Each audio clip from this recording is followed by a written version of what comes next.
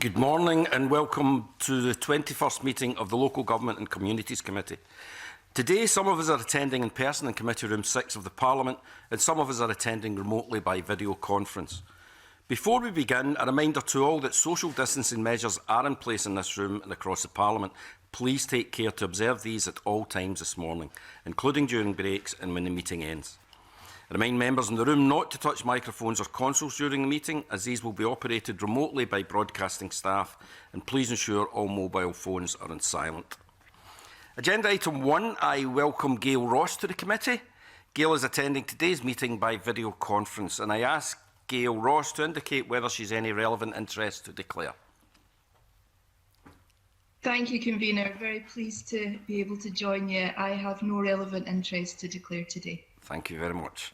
Agenda item 2, the main business today is an evidence session on the Community Empowerment Scotland Act 2015. But first, at item 2, we have consideration of whether to take agenda item 5 in private. Item 5 is consideration of that evidence. As some members are meeting remotely, rather than asking whether everyone agrees, I will instead ask if anyone objects. If there is silence, I will assume you are content. Does anyone object? Thank you. I'll take that silence as content. That is agreed. Item 5 will be taken in private.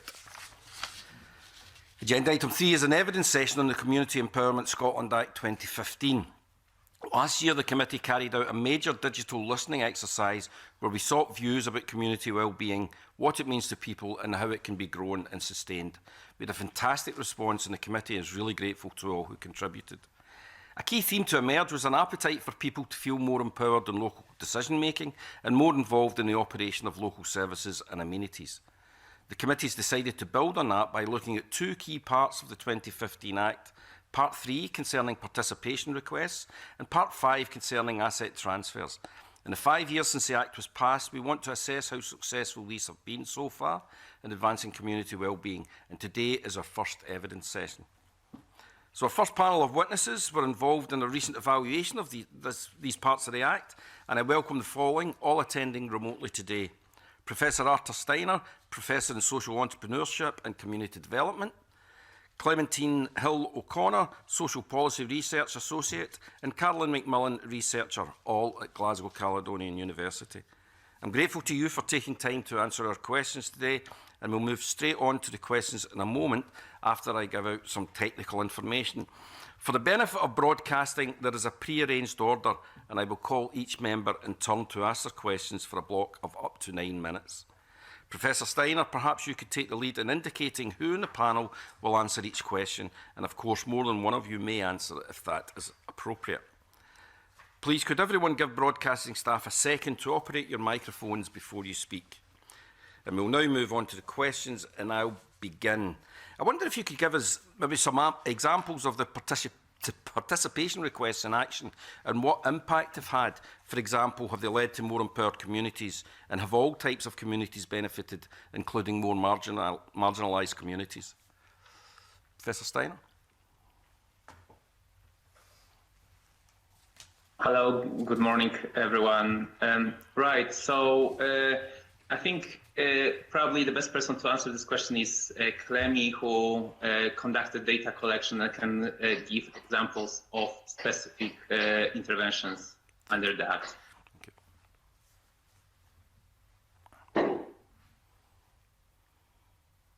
Hi, and yeah, also thanks very much for inviting us here today.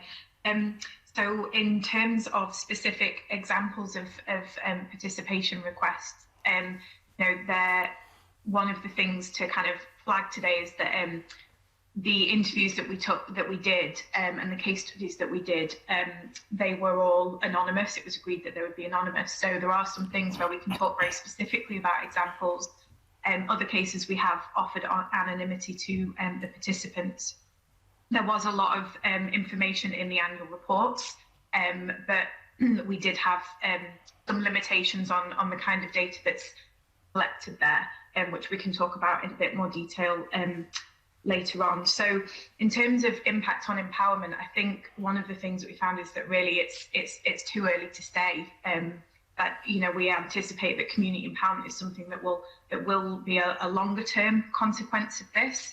So we talked a little bit about some of the potential that there was there for community empowerment, and also some of the different understandings of community empowerment in the public service authorities and also in the communities themselves. In terms of whether all communities have benefited, we did some analysis that looked at where participation requests were coming from and the kinds of groups.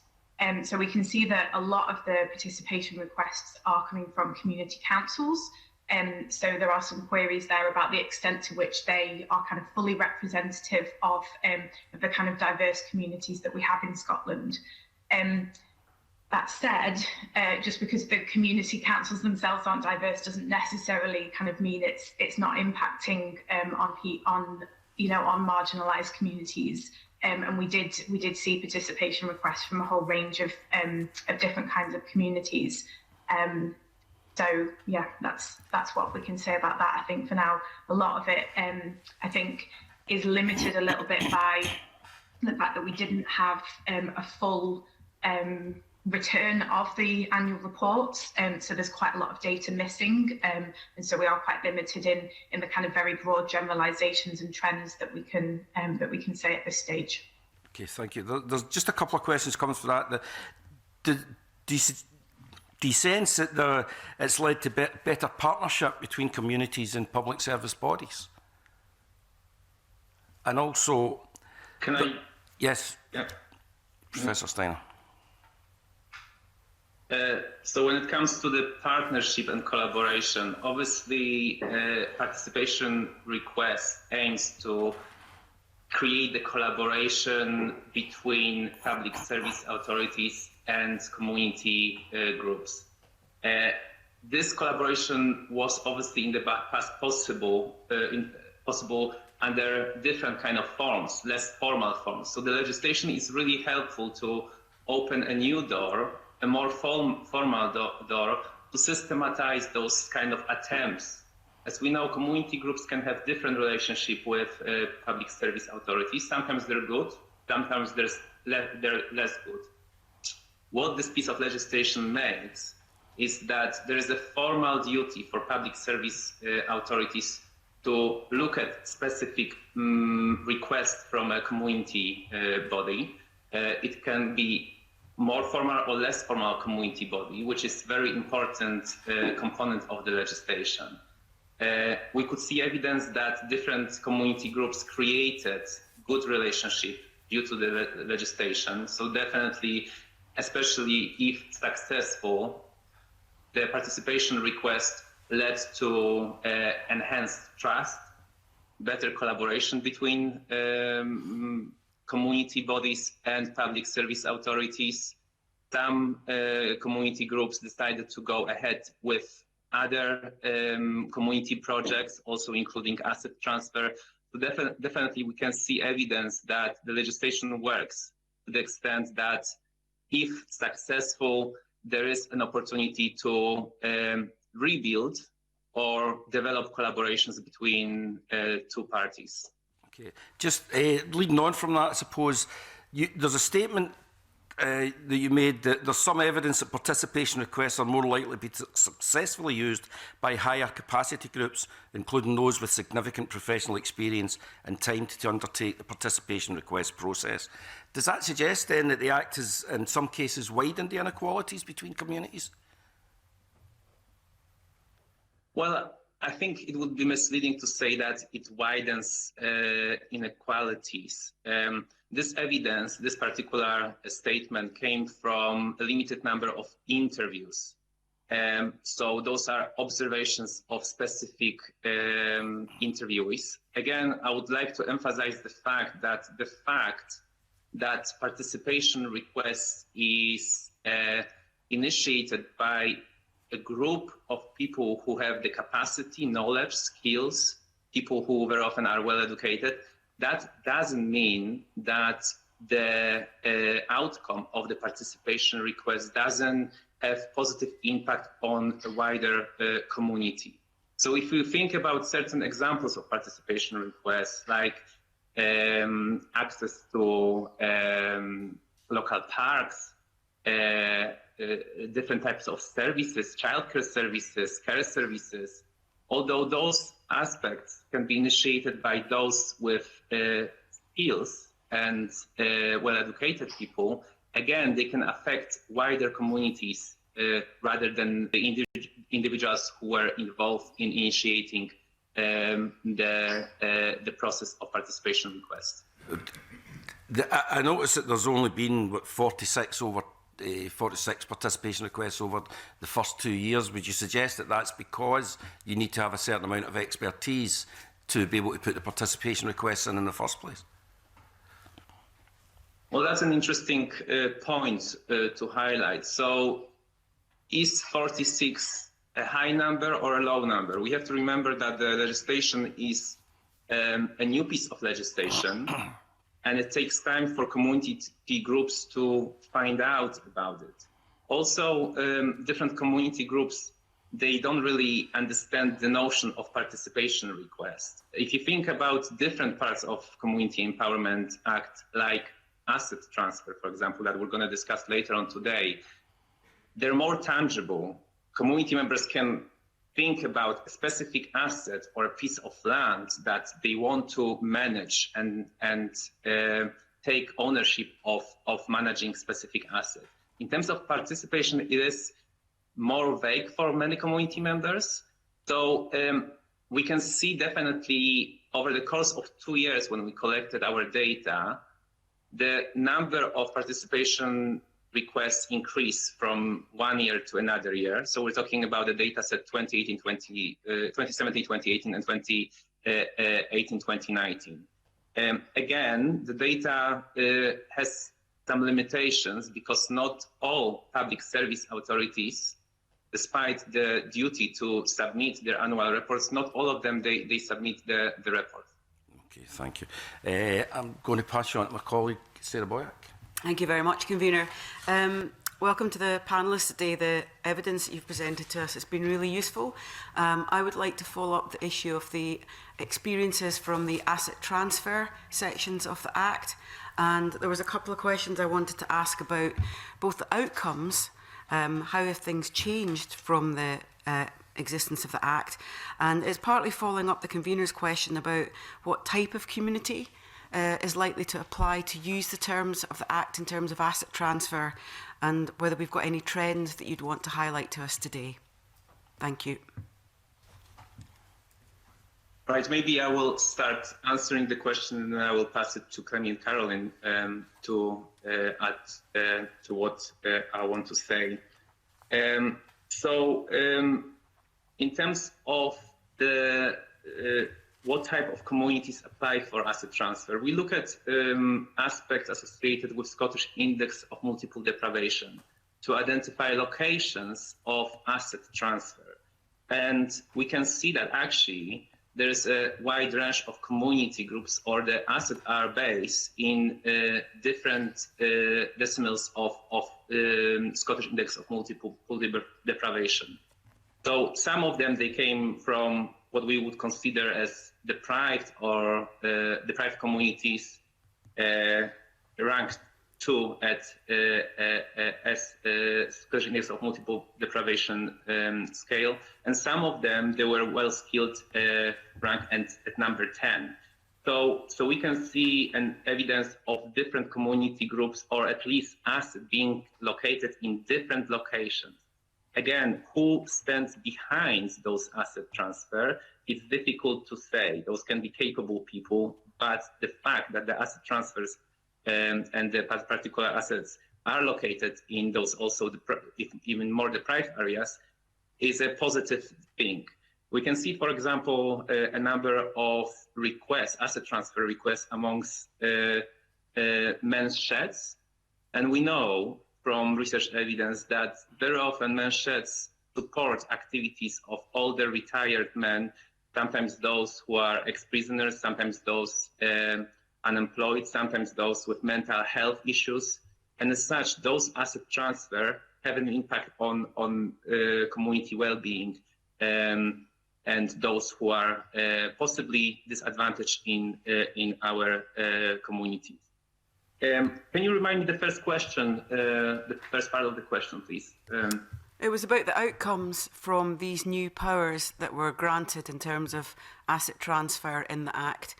Historically, there were opportunities in rural communities, but for me, the big shift was to urban communities. So it's to get a sense of the outcomes in terms of that issue, what's actually happened. Correct. So what we can see from our study and from evidence that we collected is that a lot of asset transfer under this piece of legislation come from urban locations. Community members indicated that a lot of assets are based in cities, and therefore there's more opportunities for community groups to go ahead and request asset transfer. We could see less asset transfer under Community Empowerment Act in remote and rural locations, and possibly because the fact that yes, maybe there's a lot of land, but then the question is how community members can utilize this land or limited assets in rural locations. So that was one of the things that definitely Community Empowerment Act brought to communities. I might pass now also this question to Clemi and maybe first, and then Caroline to add to what I already said. I think on the question of types of communities, I think one of the big things is about, there's clearly an interest in the extent to which this act can have an impact on inequalities, and it was certainly one of the questions that we were commissioned to look into in more detail. But I think that lots of people weren't necessarily making that strategic link between addressing inequalities through asset transfer requests, and there was a sense that they were a means to an end, but the asset transfer itself wouldn't necessarily, have a huge impact, and it's what happens after that asset's transferred, and what services are delivered. And again, because it's so early on, an asset transfer request can take a long time. We're actually not at that stage to be able to look into that in the level of detail that we would like. And certainly, I think one of the recommendations across both of the reports was that actually a longer term investment in looking at what is happening in communities is really key, because it is so early on. We can talk about the potential, but we can't necessarily talk about the actual because we are so early on. I'll pass to Caroline. I just wanted to add to what Arta was saying about the mapping onto the SIMD deciles, and it's kind of a similar comment to what we've already discussed about with PR, in that while we saw that there was a spread across the deciles in terms of assets that had been transferred, when we spoke to relevant authorities and a key stakeholder, they described communities that were more generally applying for asset transfers, that they had significant professional expertise, and they were often in the form of a well-established community organisation or a development trust. The process, the ATR process, it does require resources. So we had some communities talking about resources such as time. They've got time to complete the process. They've got people within the community who've got professional experience in terms of finance or architecture, accounting, law, and also in terms of establishing and managing community groups. And they were able to provide this support and advice to the CTBs free of charge. And then we've got other communities who just don't have that capacity, so they have to go out and seek support services to help them complete the process, which obviously comes at a cost. So that's something that we spoke about in our recommendations, just as Clemi was talking about, is making sure that these services were mapped to kind of level the playing field, say that they're available, and then also look at support in terms of funding and effectively signposting CTBs to these support services and funding. Thank you very much. That's really useful. So can I just explore that bit about how you do level the playing field here, given that evidence about skill sets in communities? What would be your top recommendations? Is it funding? Is it advice on expertise? Is it a start-up approach? What would you recommend to enable those communities to participate in the process? Well, you go first. Sorry, please carry on, Caroline. Arthur, you carry on. Right. So one of the things that we highlighted in our report is that definitely capacity building is an important component of this piece of legislation that should be somehow enhanced, implemented. As already said, we can see evidence of those well-skilled and educated communities applying for it. What we would like to see definitely is to invite other community groups with less skills. But again, there is the whole issue about the capacity building and how to implement it.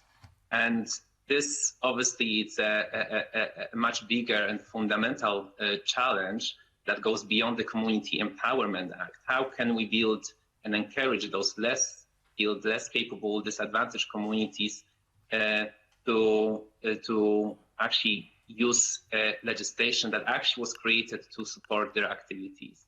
But there are already existing mechanisms and tools.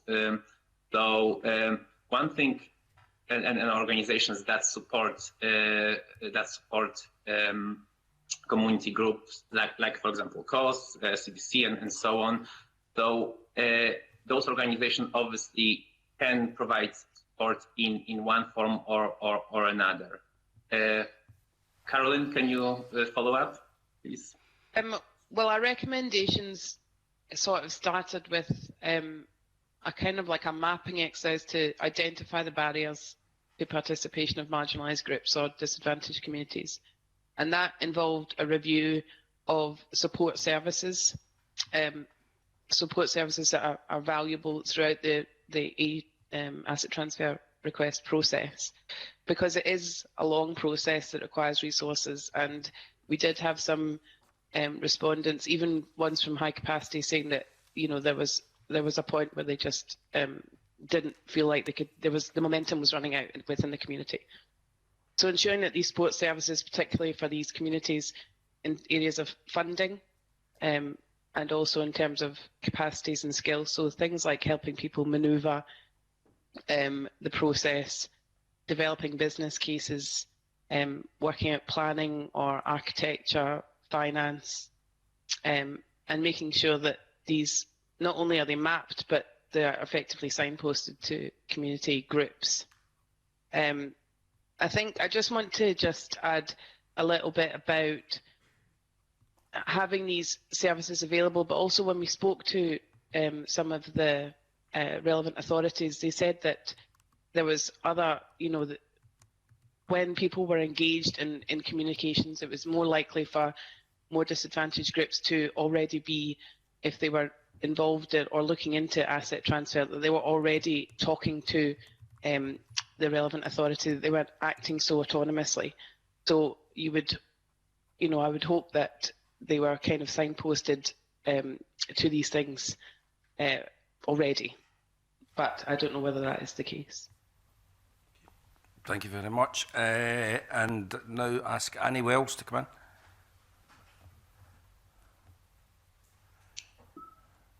Thank you, Convener. Good morning, panel. Following on from Sarah Boyack's line of questioning, obviously when the organisations or community groups do apply for asset transfer, but sometimes they're refused, obviously. What is the main reason for refusing an asset transfer, and how do communities progress their projects after a refusal?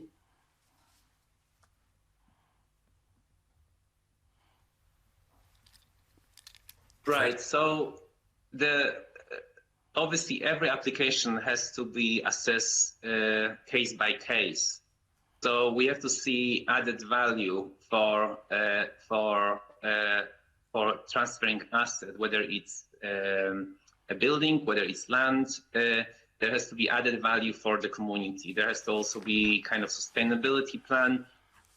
So every rejection has to be justified by the relevant authority, and the reasons for rejection of specific for supporting specific asset transfer has to be provided to the community groups. I wouldn't. This can vary from case to another case, but one thing that I would like to emphasize that the Community Empowerment Act brought is the ability to appeal the process, the outcome of the application. So this is definitely something new, something different to probably asset transfer that were implemented in the past.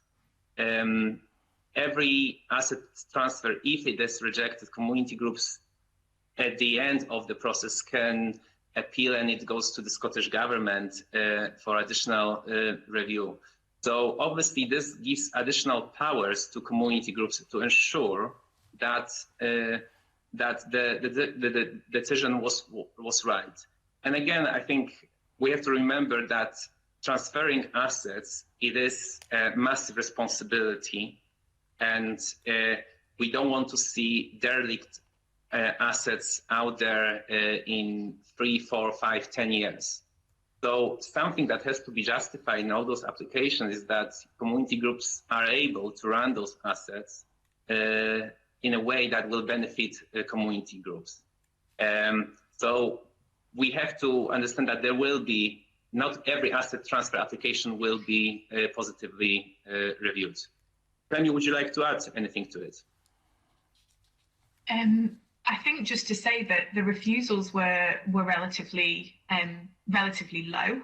So we're looking across the two time periods, so 2017-18 and 2018-19. From the data that we received, with the caveat that we didn't receive as much data as we would have liked, there was 3 refused in 2017-18 and 6 refused in 18-19. We're not clear. It was difficult to find the reasons behind the refusals.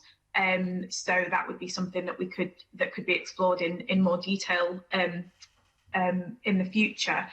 We did get in touch with one community body who had theirs refused to ask them, about their experience, but actually they were incredibly busy pursuing other lines of inquiry of how they could carry on their work in other ways, and felt like they were too busy to be involved in the research. So they were kind of actively pursuing other avenues, but what happened to the others, I'm not clear, and that's something that could certainly be explored in the future. Thank you very much for that.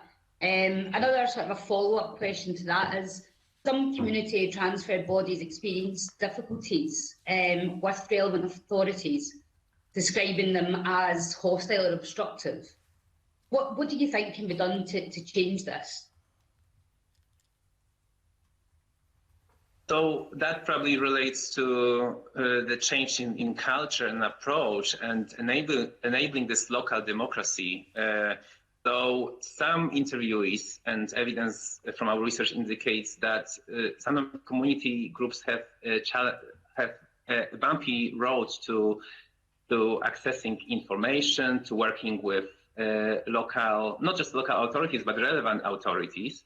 And they criticize this lack of engagement, and sometimes even under the Community Empowerment Act, what community groups experience is that the process was very long. Community groups criticize, for example, lack of engagement from some local relevant authorities. Some community groups also said that there was no specific contact person that could deal with requests under the Community Empowerment Act. The timeline of the whole process was completely skewed. So community groups very often complain about waiting a very long time to hear back from relevant authorities, and in particular local authorities, about specific assets. assets. So in that way, the momentum is lost. Community groups get frustrated. There is no good collaboration. This is not how you build trust. This is not how you kind of develop good relationship. It creates a hostile environment because obviously straight away community groups that they are not listened, their request is just ignored. And this is the whole point of the legislation, this piece of legislation, to act quickly. So one of also of the recommendation deriving from the report is that public service authorities, relevant authorities, they should have a person responsible for dealing with those requests, no matter whether it's asset transfer request or participation request, having a specific contact person who knows the legislation and who knows the realities of implementation of specific asset transfer or participation request is very important. Thank you, convener. That's me. Thank you very much. Okay, thank you very much. Keith Brown, please. Thank you, convener. Just to say that it seems to me that through the reports, and thank you for the reports, one of the things that runs through is perhaps the less than enthusiastic embrace of this by local and public authorities. And I wonder to what extent people believe that was due to the fact that 2015 till now we've been in the midst of austerity, there have been major constraints on budgets. And if it's the case that this, for example, produces quite a lot of an onus on, say, for example, local authorities, both to enable as well as to encourage these approaches, and whether the first few years' experience has been perhaps unusually affected by the austerity environment in which it's taken place. Thank you. Should I direct this question to Carolyn? Could be. I think there was a lot of the interviewees did talk about, working under constraints of budgets and what that had meant in terms of being able to sit down with communities, actually take the time to sit down and meet with them. And, they might identify that the communities had a good idea, that it's a great idea, that it would probably generate lots of positive outcomes for the community, but actually taking the time to sit down with them when they have a lot of responsibility on their plates and a very wide list of things that they're responsible for within their authority, that was a challenge for relevant authorities and also public service authorities for both parts of the Act that we looked at. And that's one of the things that Arta spoke about in the last question, is identifying a key point of contact to make sure that not only is someone very aware of the legislation, that they place value in terms of participation and community engagement, but that they're also there to drive a change in culture within the authorities. And so that was one of our lead recommendations for relevant authorities and public sector authorities in the reports.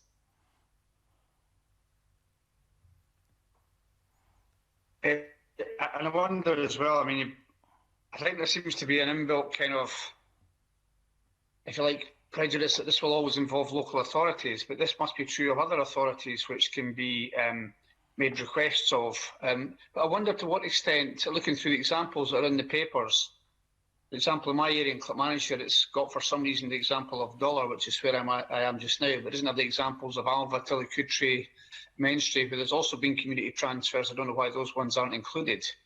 But is it been your experience that the asset transfer requests have come about by and large because these assets were to be disposed of by the local authority in any event, and that produces a reaction from a local community that then establish a group who then find out they can seek to transfer the asset, or are able to give it what the kind of balance is between that kind of scenario and people just genuinely saying, actually, there's an asset that we think we could run better and would like to have community ownership of it. So just to answer your question, like community groups can request asset transfer at any time and any kind of transfer if they think that this asset can be run by a community group better than it currently is by, for example, the local authority. Local relevant authorities actually emphasize the fact that sometimes the piece of legislation and asset transfer is perceived as a cheap way to own buildings and land. So some to receive a specific building or a piece of land for what is called, £1 payment. That's not necessarily always the case, and relevant authorities can and assessing value, doesn't necessarily have to go that way. So that's one of the important things that needs to be emphasized. And very often community groups think that it is a cheap way of acquiring assets. At the same time, obviously, local authorities, relevant authorities, they've got a number of assets that are underused or derelict assets, and community groups can obviously apply for them. I think in this kind of circumstances, the process of asset transfer is much more straightforward and easy to process than in other cases. In other cases, as I said, the community group has to justify how this asset will be run better than currently.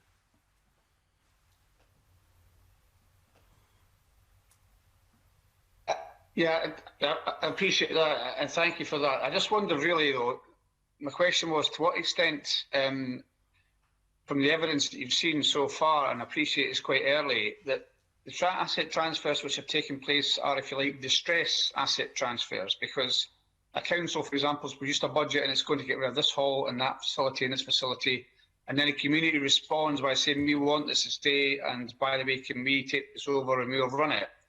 What extent or what proportion do you think of asset transfers come into that category, as opposed to ones where there's an aspirational element to it and an initiative comes genuinely from the community rather than from something the council or another body is doing? I don't know whether the evidence you've taken so far allows you to give an indication of which proportion, because the latter seems to me, I think both are very fruitful for community empowerment, but the latter seems to me to be what the spirit of the Act was about enabling and raising aspirational communities. Just to see if you got any idea of what the balance between those two categories is. Yeah, I don't think we can comment, and we don't have data on the balance, and we don't have evidence between those kind of redundant assets, as you said.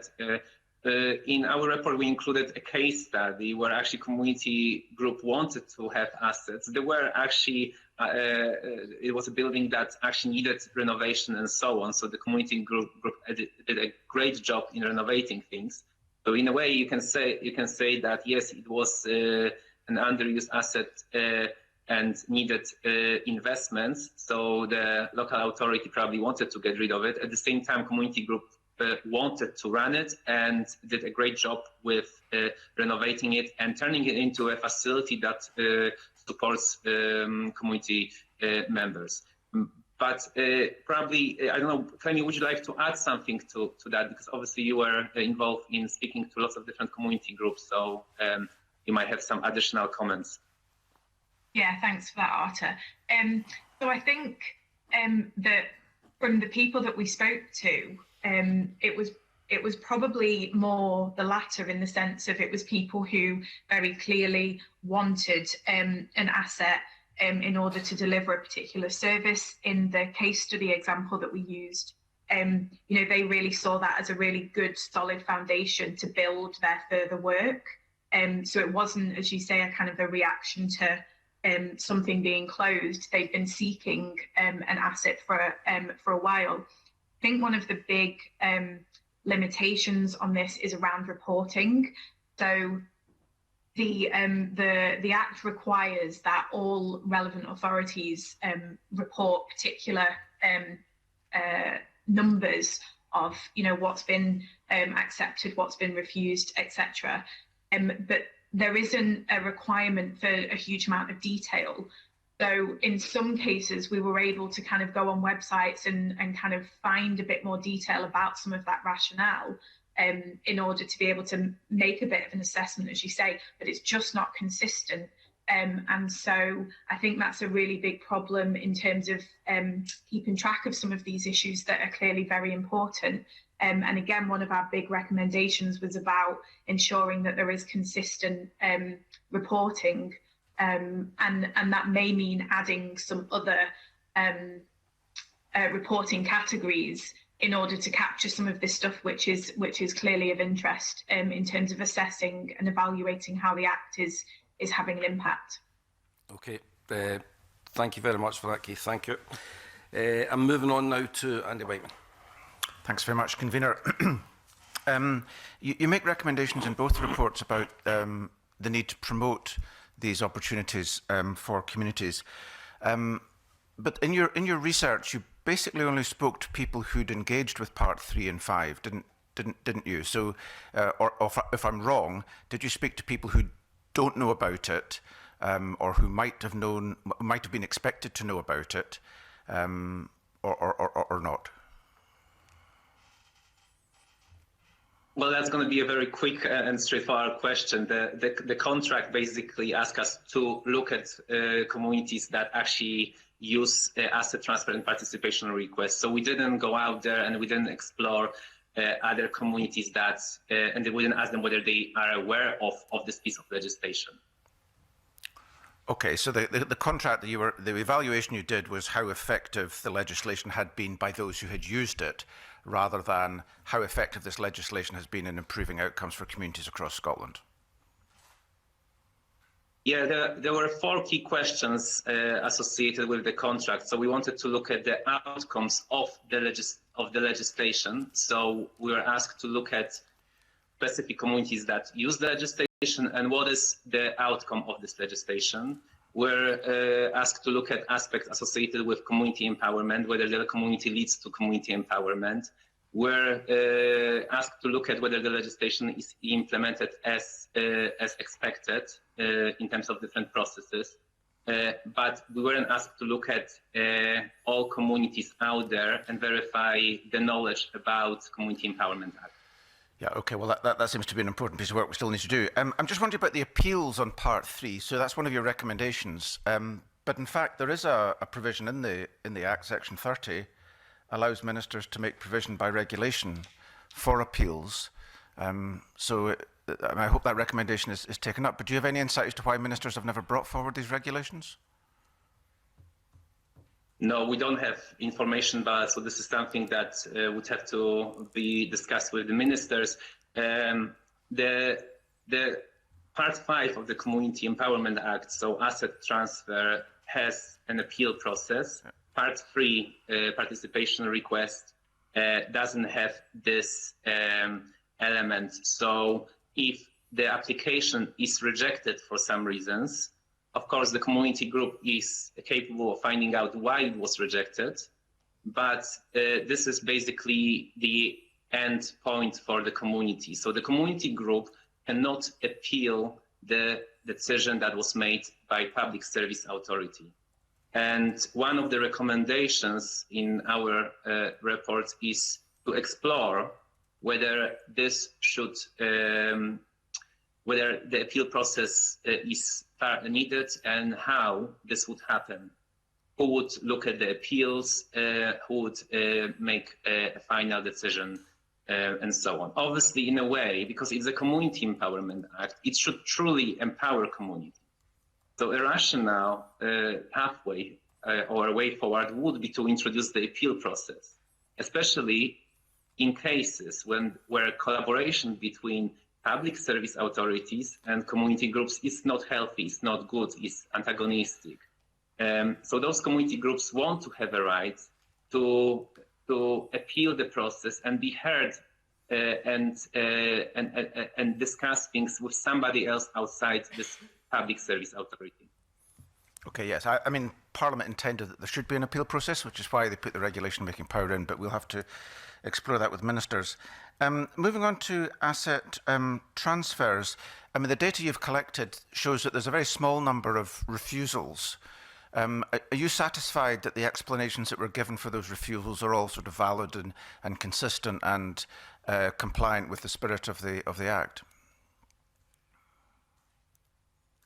So, as Clemmy indicated, we've got a limited access to the data about how and why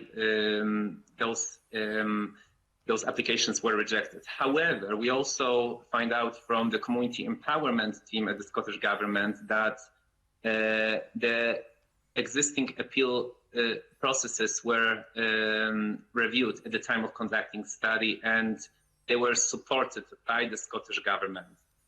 So again, this is something that could be possibly explored with the Community Empowerment Act, the Scottish Government. But it seems that, as Clemmy already indicated, the numbers were relatively low, and the appeal process confirmed the decision that was taken by a relevant authority. Okay, thanks for that. Also, I just forgot to ask, I mean, Section 31 of the Act requires public service authorities to report in quite a detailed way about participation requests, and I think Clementine was saying earlier that there was a lack of consistency there. So is that, I mean, it seems to me that all the information that should be produced is specified in the Act. Is this more to do with public authorities not really, well, complying with the Act, in fact? So, unfortunately, the answer is yes. So one thing is that all relevant authorities and public service authorities have a statutory duty to publish an annual report on participation request and asset transfer. We know from evidence, and in the last 2 years, those numbers are relatively low. From 60 odd in the first year of the legislation, the numbers and annual reports publicly available went down to 40 odd. So less than half of those public service authorities and relevant authorities that are supposed to publish didn't publish their annual reports. So obviously that's first thing that is against the legislation, really. Second thing is that the legislation refers to what should be included in the report, but the format of this information was highly diverse. So some reports could be as short as 1 page long, and some reports could be as long as 20 pages long. Some of them, they included only numeric data in terms of the table. Some of them, they were more descriptive with lots of sentences, with sometimes it wasn't clear whether asset transfer was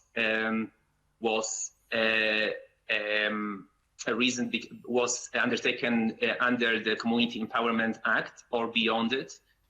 So analysis of this kind of reports is highly challenging because the format of information is very different. I think maybe I will pass this also question to Clemmy, because I know how frustrating probably it was for Clemmy to look at those different reports. Clemmy?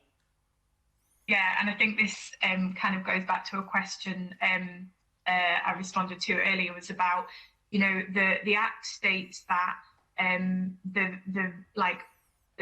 the kind of minimum requirement is that you publish the numbers of how many were received, refused, and then about promotion activity. So that's the kind of bare minimum that's required. And some authorities didn't return any information. Other authorities kind of went above and beyond and gave us lots of information. But I think from the questions that we've had today, and if we think about what it is we want to know about the Community Empowerment Act, it might be worth considering what other information, as well as just getting the bare minimum information, but is there extra information that is required in order to really meaningfully assess what it is that's happening around these two pieces of legislation. Okay, no, that's helpful. And I was concerned with Section 31, which is about outcome improvement processes as much as the annual report. Have I got time for one final question? I don't think so. Very briefly, then. Very briefly. No, I just wondered that your report found that some community transfer bodies experienced difficulties with relevant authorities, describing authorities as hostile or obstructive. Was it your perception that was, you know, very much a minority, and perhaps as much due to ignorance and all the rest of it? Or was there evidence that that's a bit systematic and might be undermining the legislation? Maybe Caroline, would you like to take this question? So we did have community transfer bodies reporting that they had experienced, they had a hostile relationship, or they viewed the relevant authority as hostile, and that things were challenging at times. Again, we don't have the full reporting from all community transfer bodies across Scotland, so this is based on our sample. But I mean, if we're going back to cultural change, one of the things that someone from a relevant authority had said, and this came up a few times, is that they identified asset transfer requests as a useful tool to change power dynamics between agencies and the communities, and that there was evidence that they were taking steps to challenge internal beliefs and cultures that may not necessarily value participation and engagement with communities. So they were using the legislation to say, but this is what the legislation is for, we have to do it, but also explaining how asset transfer can actually help authorities achieve intended outcomes. So they note that, you know, it is more than policy. There has to be wider institutional change, and that does take time anywhere.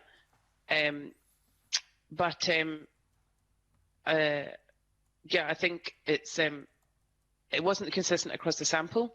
We don't have a whole, you know, the whole reporting across Scotland, but it was reported. But it's also reported that, you know, things are, you know, people are trying to make a change. And again, that's what a key contact person within authorities could help to achieve, to drive this cultural change.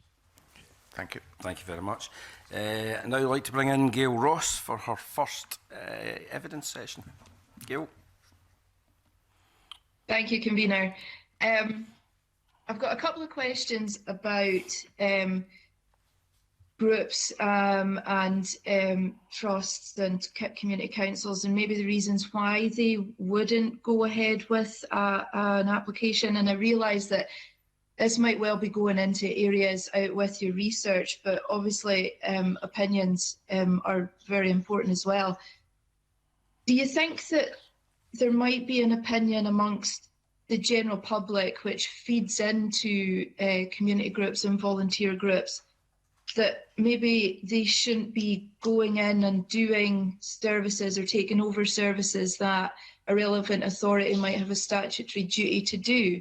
And then conversely, might there be a feeling of failure, I suppose, within that relevant authority if they do allow a community group to come in and take over a service? So obviously, as you said, like this is something that was beyond this piece of work. However, probably I can comment on certain aspects. So looking at, for example, asset transfer, we could see a selection of different purpose assets requested. And very often they related to, for example, sport or recreational facilities. Sometimes they were community parks and woodland gardens, so to manage them and to introduce community activities there. Sometimes there were multi-purpose community hubs. Sometimes there were men sheds. Sometimes there were public toilets, interestingly. So we could see that there was a diversity of requests, and most of them they were requests that normally public service authorities or relevant authorities wouldn't necessarily provide these days. So the idea was to provide an added value to what is already there. And as such, the probably implication of that would be that obviously community groups don't want to replace existing services that are provided by public service authorities and relevant authorities. That's not the desire. The desire is to improve what's already there, add to existing services. And to add on to what Andy was saying before, there was a piece in our papers about informal approaches, and I'm sure there's probably a lot of informal approaches that for whatever reason don't actually go to a full application. Do you think that they should be included in the reporting process, and how do you think that would work or look? So one of the things, and as you could probably see in our report, we look at kind of a theory of change by Myers, and then we develop different routes of participation, for example, requests. And one of that is that a lot of community groups approach the public service authorities under this piece of legislation, participation request, part 3 of the Community Empowerment Act. And pre-application kind of process and collaboration led to certain agreements and the dialogue between public service authority and community groups. So in a way, it's a great thing that the Community Empowerment Act enabled this dialogue, but also it is a positive really outcome that community groups don't have to complete a number of applications or go through a very formal process of this dialogue. So the legislation enables this collaboration, and sometimes the participation requests and the dialogue and collaboration went ahead without proceeding through this formal route. Should we include that in this report? Where obviously we stop the process if we knew that something happened outside the Act. We didn't look at outcomes of those aspects. However, at the same time, we know that this process was initiated because of Community Empowerment Act and Part 3 participation request. So possibly we should also look at aspects and long-term outcomes of those activities, community activities that were initiated through participation requests, but then took a different route. And you mentioned in your opening set of answers that there were quite a few groups that then went on to do other projects. Maybe they did a PR and then they went on to do an asset transfer. Do you think that we could do some sort of mentorship for other groups to say, here's a good example of how, or are there any examples of that happening already? Yes, so even in our sample, there were community groups that use both parts of the legislation, Part 3 and Part 5. So I'm talking about participation request and asset transfer. That shows that there is an appetite, especially if one thing is successful, that there is an appetite from community groups to do more. And I think that also relates to the capacity building, that if you go through one process, that's definitely helpful to go through the process again, use the legislation. So there's an appetite for success. In both reports, we included successful examples of community groups that use the legislation. I think what would be beneficial in terms of even capacity building is to link different community groups. Those community groups that were successful in pursuing asset transfer or participation requests under the piece of legislation. So those groups could actually speak to other community groups, and you've got the kind of spillover effects. One thing is to speak to professional bodies that can provide training and capacity building. Another thing is to have a kind of real life experience. And of course, there's going to be probably an element of a morning session about what went wrong too, but that's part of the learning process too for other community groups. I think Clementine wanted to come in.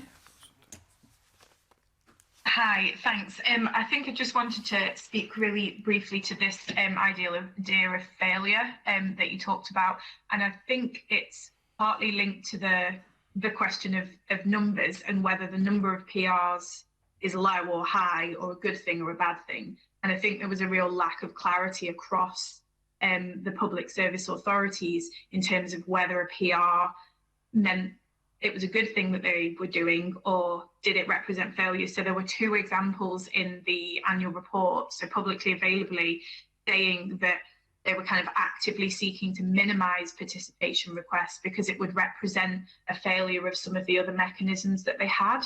So really clearly in the Act, it states that PRs aren't supposed to replace existing good practice.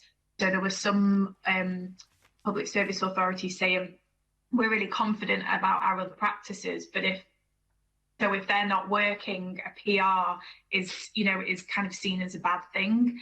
So I think that, and in one case that then created an environment that didn't feel very opening and participative for some community groups.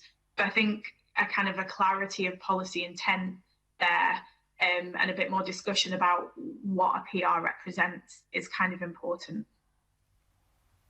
That's actually, yeah, that's really important. Do you have any examples of it working the other way around? Maybe a service authority wanted to cut a service and they approached a community group to see if they had the capacity to take it on. That I don't know of any examples of that, just because of the, again, kind of limited reporting and level of detail. But within our sample, that didn't come up. Okay, thank you. Thanks, convener. Thank you very much, Gail. And now Alexander Stewart. Thank you, convener. Good morning, panel. When the Community Empowerment Act came into force, there was a real excitement from communities about how they would empower themselves to be part and take some of this control. And you've heard today from various witnesses and from other politicians about the knowledge base, the skill, the concept and the capacity that was extended to ensure that became the case. But we've also heard today that there seemed to be frustration, there seemed to be anxiety, that they were given the opportunity to develop a case to take over a facility or to manage something within their community. But that hadn't always been the best outcome, and they have had failure in many communities, especially some of the rural communities, as to what their expectations were. So the Act gave them the opportunity to go forward, but in reality, it also gave them the chance not to see that come into fruition. So can I ask the panel, do you believe that the Act itself achieved its aims and actually got what was expected from the process? I'll start answering this question and then maybe I'll pass to Caroline. First thing is to emphasize the fact that the Act opens the door, and the idea is to systematize and make the process more fair. So it's the same process for all community groups, no matter whether they're in different local authorities or whether they go ahead with different relevant authorities for and apply for different assets. So that's probably the idea behind the legislation. Unfortunately, what we can see in our sample and from our evidence is still that there is a little bit of, I would say, an ad hoc approach to how processes are processed in different relevant authorities. Again, there is a bit of frustration and anger amongst community groups that applied for assets transfer and the lengthy process, a lack of commitment. Some community groups mentioned that their knowledge about asset transfer under the legislation was better than the person that was dealing with this asset transfer from the relevant authority side. Obviously, although the legislation as I said before, opens the door for community groups and tries to systematize applications and the process, there is obviously a little bit of variation between experiences amongst different community groups. Caroline, do you want to add anything to that? Yeah, I mean, just to add that I think the underlying ethos in how it is structured in terms of that requests have to be accepted unless there are reasonable grounds to refuse, notwithstanding the lack of an appeal process in participation requests. But in doing so, it seems to me that within the legislation that it's trying to enable a shift in power between authorities and communities to make it a bit more equitable in terms of decision making. I think that there is a difference between policy and actual practice, so it has to come down to authorities supporting and seeing value in participation and community engagement. and really making sure that it's central to their activities. Again, that will take time, and to say whether it is being effective, I think that there would have to be ongoing monitoring and evaluation to understand its long-term impact, just as we've said throughout this. And I think that the monitoring and the evaluation is vitally important. And the sample that you've taken has given an insight into the complexities of the whole process.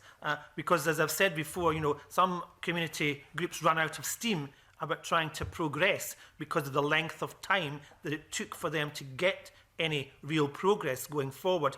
And that may have spoiled their attitude towards the Act and towards what was trying to be perceived by government when they put that together. So do you think that there is room for manoeuvrement, for renegotiation of some of the terms of the Act to ensure that there is that capacity? Because, as I say, the capacity is working well in some locations, but it's certainly not in others.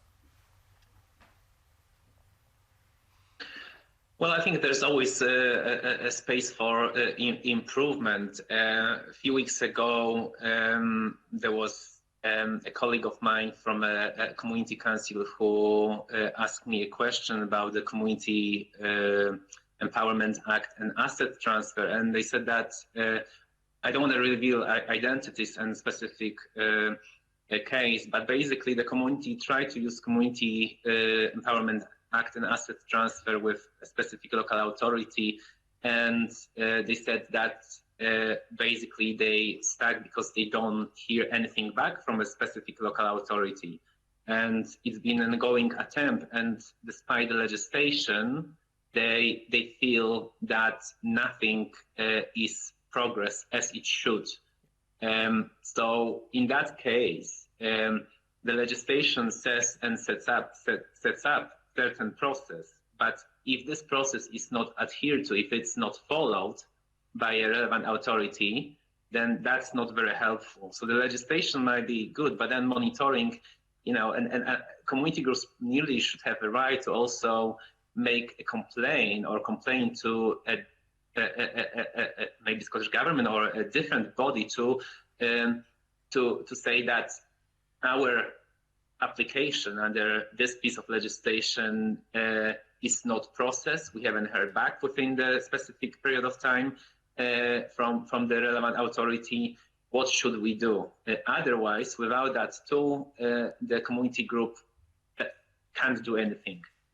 Clemmie, would you like to add something to that? I see that you're shaking your head. Nodding along. Yeah, just kind of agreeing, and I think it goes back to what Carolyn said there about the kind of the policy and the practice. So I'm not sure about the kind of like intricate detail of the Act that needs changing, but certainly some of the understanding within the public service authorities and the relevant authorities.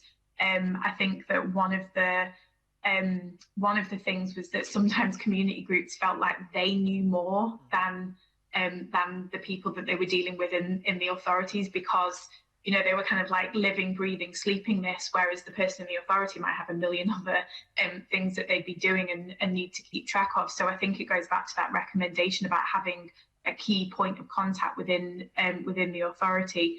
I think in the asset transfer request case study that we highlighted, the relevant authority had kind of reflected on their practice and said, actually, this was a very new process. There were still things that we needed to kind of iron out the details, and now has a better understanding of how to kind of manage expectations and be quite transparent in what the process will be and how long it will take. So I think, it's not necessarily about the kind of letter of the law, but it's about how it's interpreted and used within the local authorities and public service authorities.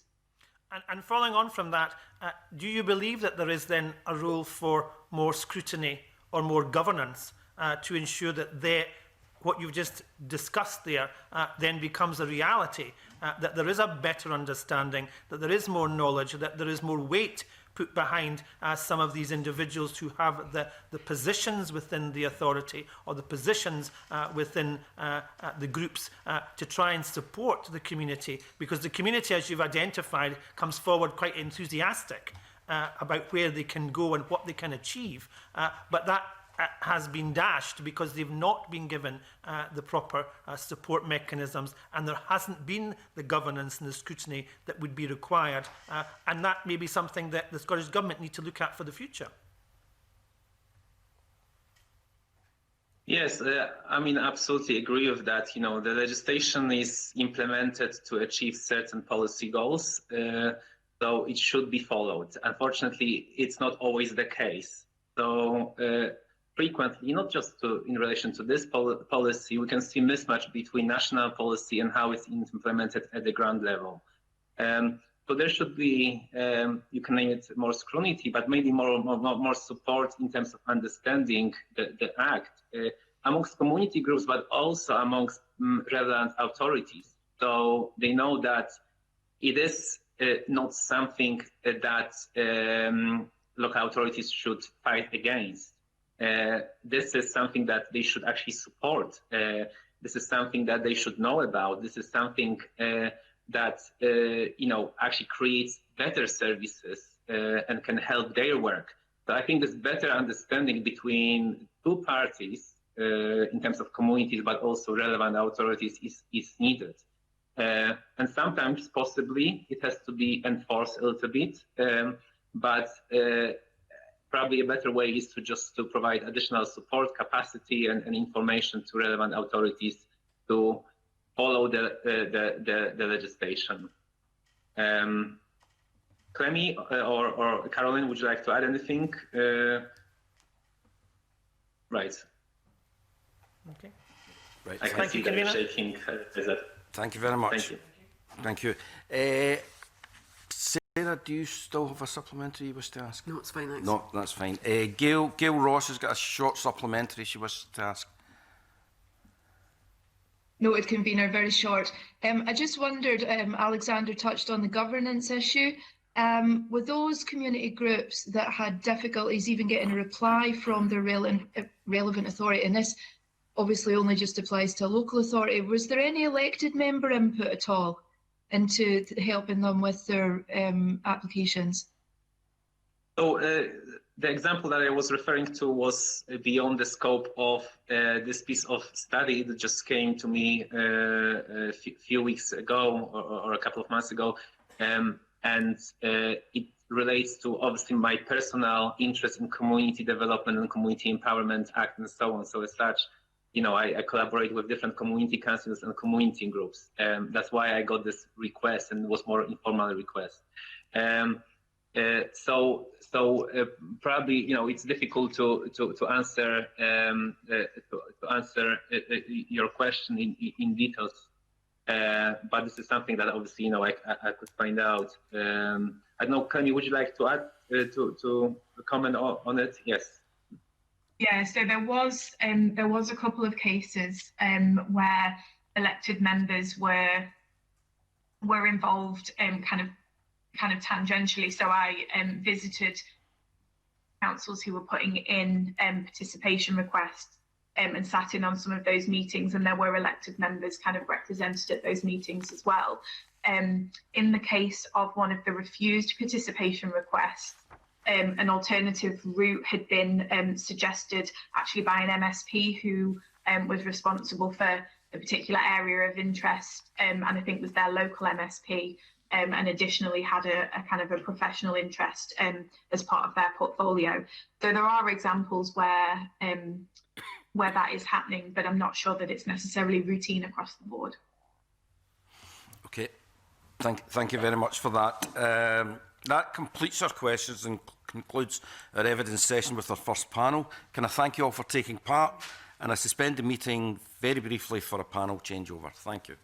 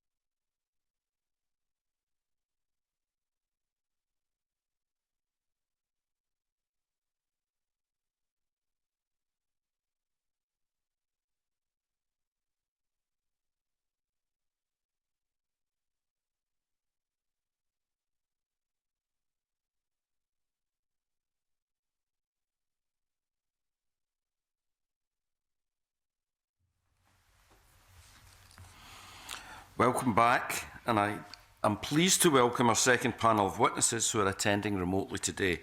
They are Louisa MacDonald, Chief Executive, and Linda Gillespie, Programme Manager for the Community Ownership Support Services, both at the Development Trust Association Scotland, and Mick Doyle, Head of Programme, and Fiona Garvin, Director, both at the Scottish Community Development Centre. I want to thank you for taking the time to answer our questions today. As you may have already heard, members will be asking their questions in a pre-arranged order with any supplementaries taken at the end. It would help broadcasting if members could indicate who in the panel their questions are addressed to in order, and if everyone could allow broadcasting a second to operate their microphones. I say to our panellists that if you think another panellist has already given a good and very thorough answer to a question, it's perfectly okay to simply say, I agree, and we can move on to the next question. You don't all need to answer every question. So I'll begin by asking what progress you believe has been made towards community empowerment since 2015. Would anybody like to kick it off?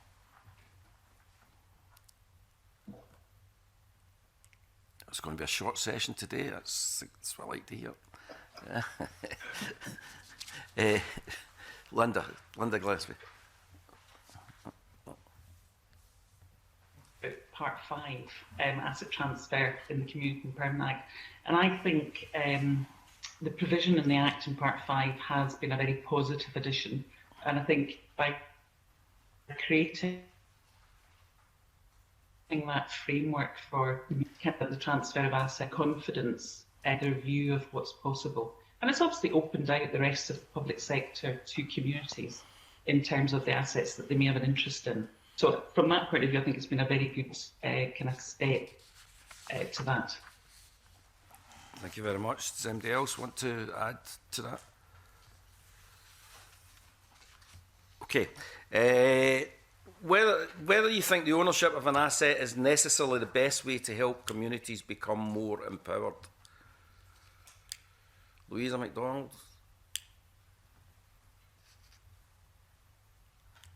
Are people hearing me okay? Hear me? Yeah. Hi. The ownership of an asset is a means to an end. Our Development Trust members, and we've over 300 of them throughout Scotland, are community anchors. Most of them own assets. Most of them were public sector assets, but it's not the only route for community empowerment. It definitely helps, and the process by which they go through acquiring an asset can help build that community capacity, but particularly community confidence to take on additional projects and to look around and see what else is in their locality and how they can contribute to regeneration. So I think it definitely has helped. It's a beginning, as Linda has stated, and also the previous panel stated, their door is open. But this has been going on for quite a long time. It's not just as a result of the Act, but I think the Act has increased the frequency and the awareness of communities that they can regenerate using assets to improve their community. Okay, thank you. And Mick Doyle or Fiona Garvin have any comment regarding this? Fiona? Yes, I'll come in on that, Chair. Okay. I think it very much depends on what communities want to do. I think the Act, in many ways, what this section of the Act is doing is trying to increase the nature of community control that's available to communities to enable them to do the sort of things that they want to do. And very often ownership is the right way forward for that. But sometimes what communities want to do doesn't require ownership, but it does require increased access and use to an asset, whether it's a building or a vehicle or whatever. And the Act obviously had the leasing and use options added as it was going through Parliament initially.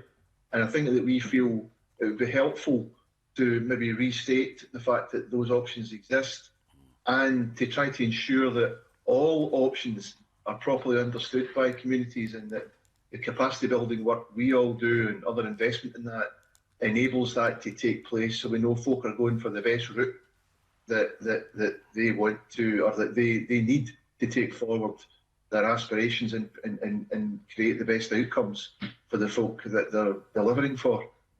Okay, thank you for that. Fiona? Yes, just going back to the question about overall, has empowerment progressed? And certainly since as a result of the Community Empowerment Act coming into legislation, certainly we see that as a very positive step because it puts the rights of communities to participate firmly on a legislative footing. So from that point of view, we think it's an important step forward, but we do think it's quite early days to be able to assess the impact of participation requests. They were obviously new, that asset transfer predated the Act, but participation requests were a new measure. And we also think that it's quite difficult to evaluate them or review them without looking also at Section 2 of the Act in terms of the duties on community planning partners to foster participation and widen community engagement, around, locality planning and local outcome improvement plans.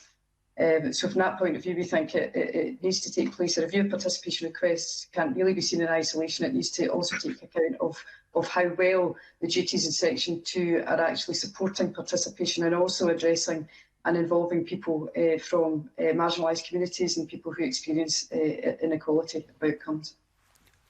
Just further to that then, can you see any evidence that so far it has helped to involve those marginalised communities?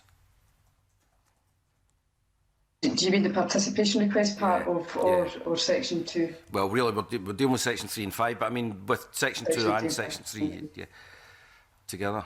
Okay. In terms of Section 3, I mean, I defer to Mick for the detail in that, but certainly overall, I think with the vast percentage coming from community councils, the participation requests has tended to come from groups who are more organised and probably less, certainly a lot less from population groups, mainly locality based. So yeah, I don't think the evidence is clear yet in terms of it actually being used by marginalised and disadvantaged groups to a high extent. Okay, thank you for that. Mike, have you got some information there? No. Okay, I'll just move on. Sarah? Thank you very much, Convener. Welcome to members of the panel. We just had an interesting first panel session where we talked about the findings of experience on the ground since the Act was implemented. Now, I note that the SEDC did some promotional work in 2017 to encourage people to engage with the Act and to support them. What would be your findings in the 3 years since? We've heard some suggestions about having a named officer that you would be your first point of contact, scaling up people within public authorities, as well as support for community groups. Have you insights yourselves from your experiences about what needs to change?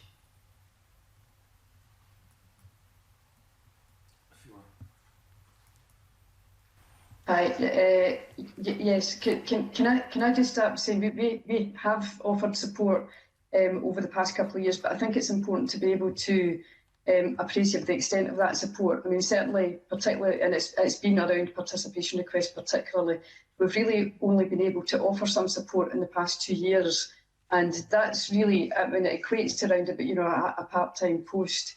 And so what that doesn't allow us to do is to engage with groups across the board or at a local level who are looking to submit a participation request. It's limited to us being able to give information, disseminate information across the board, but it's dependent on communities being able to pick that up at a local level and that, that information being communicated to them by skilled practitioners on the ground. We see, I know that this came up in evidence session in the morning, but certainly where we see a gap is being able to have that skilled community development and support to help people navigate through participation requests, and also actually be able to inform them that they exist and they can be used as a mechanism for community empowerment. So in terms of our own learning, it is limited in that respect, other than to say that a gap is that access to skilled community development support, and that the recommendation from the evaluators at Glasgow Caledonian University, we would agree with that named contact, not just someone who knows the practicalities, but who is culturally orientated towards the principles of community empowerment and can work within their own public sector body is an important part to make the Act have the impact that it's set out to do. Yes, I can see you'd like to come in as well. Mr. Doyle. Yep. Yeah, thanks very much. I mean, building on Fiona's comments, I think that I'd say it's quite disturbing how often we go out to do promotional work, and there are a number of groups in the areas and key roles who don't really know much about the Act and don't know much about its potential. What we find is that once we raise that awareness, there's a high degree of desire to engage with the principles of the Act. And I think it does, however, raise some issues about how successful public agencies have been about getting the message out. And I think that very much chimes with the Caledonian experience, that within the public authorities, there'll be people who would like to do more but don't feel they've got the resources, and austerity is a factor there. There are sometimes cultural issues, but there's also a lot of progressive staff who are really keen to have a proper participatory environment. And the reason we've raised the issues around Part 2 is that I think participation requests are more likely to have an adversarial dimension if other elements of the participatory landscape aren't working properly. And that's why it's helpful, I think, to think about them a bit more systemically. So I don't know if that helps, but I think there's massive potential in the Act, there's massive desire in the Act, but you need to see its different bits working together in order to create the right outcomes for communities that want to do things in a different way and contribute to service reform, etc. That's a really helpful answer. Can I follow that up then and say what actually needs to change? You've got the legislation. I'm not saying a massive critique of the legislation as such, but it's the implementation. So is this political leadership? Is it guidance? Is it dedicated funding? How do you achieve the culture change? What do we need to make this Act be delivered in practice? And do you want to just follow that up, Mick? Well, I can give a few points. I'm sure my colleagues will want to chip in. And I would say that promoting the purpose of the Act is definitely one. I would probably echo the points in the last session about, for participation requests, a more active consideration of an appeals mechanism would be helpful. Not so much because we would want everybody to get bogged down in the detail of appeals, but I think that a conversation around that would help create a discipline amongst all folk involved in the public agency side to maybe be a bit more focused on how the requests work, but as importantly, how participation works. And similarly, the point that was made earlier in the last session around gathering evidence of what happens to unsuccessful requests, and if they're referred into other processes, do these processes work? I would say that. I think I would also say maybe some discussion about possible access to legal remedies. At the end of the day, it is a law, so there needs to be that potential, but not again because we want to get bogged down in the courts, but because I think if folk can see that as a possible outcome, it encourages everyone to maybe engage in a much more focused way. And we've raised the issue about the case in South Ayrshire where participation has been a focus of a judicial review and a Court of Session judgment recently that maybe means that the way we deal with participation requests will have to be taken a lot more seriously. Capacity building, as Fiona said as well. Okay, thank you. If anybody wants to, raise your hand if you want to speak. Linda Gillespie.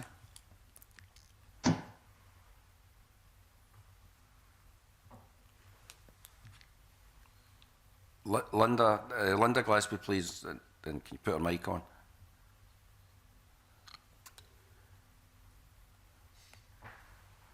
Just to build on the point about, just in response to the question about kind of raising awareness, etc. I think the asset transfer, Part 5 of the Act benefited from costs being operational ahead of the legislation. So I think there is a much higher level of awareness about asset transfer and the potential for that. I think our experience of communities is that they are reacting to threat and opportunity. So it is the threat of losing assets and buildings being closed.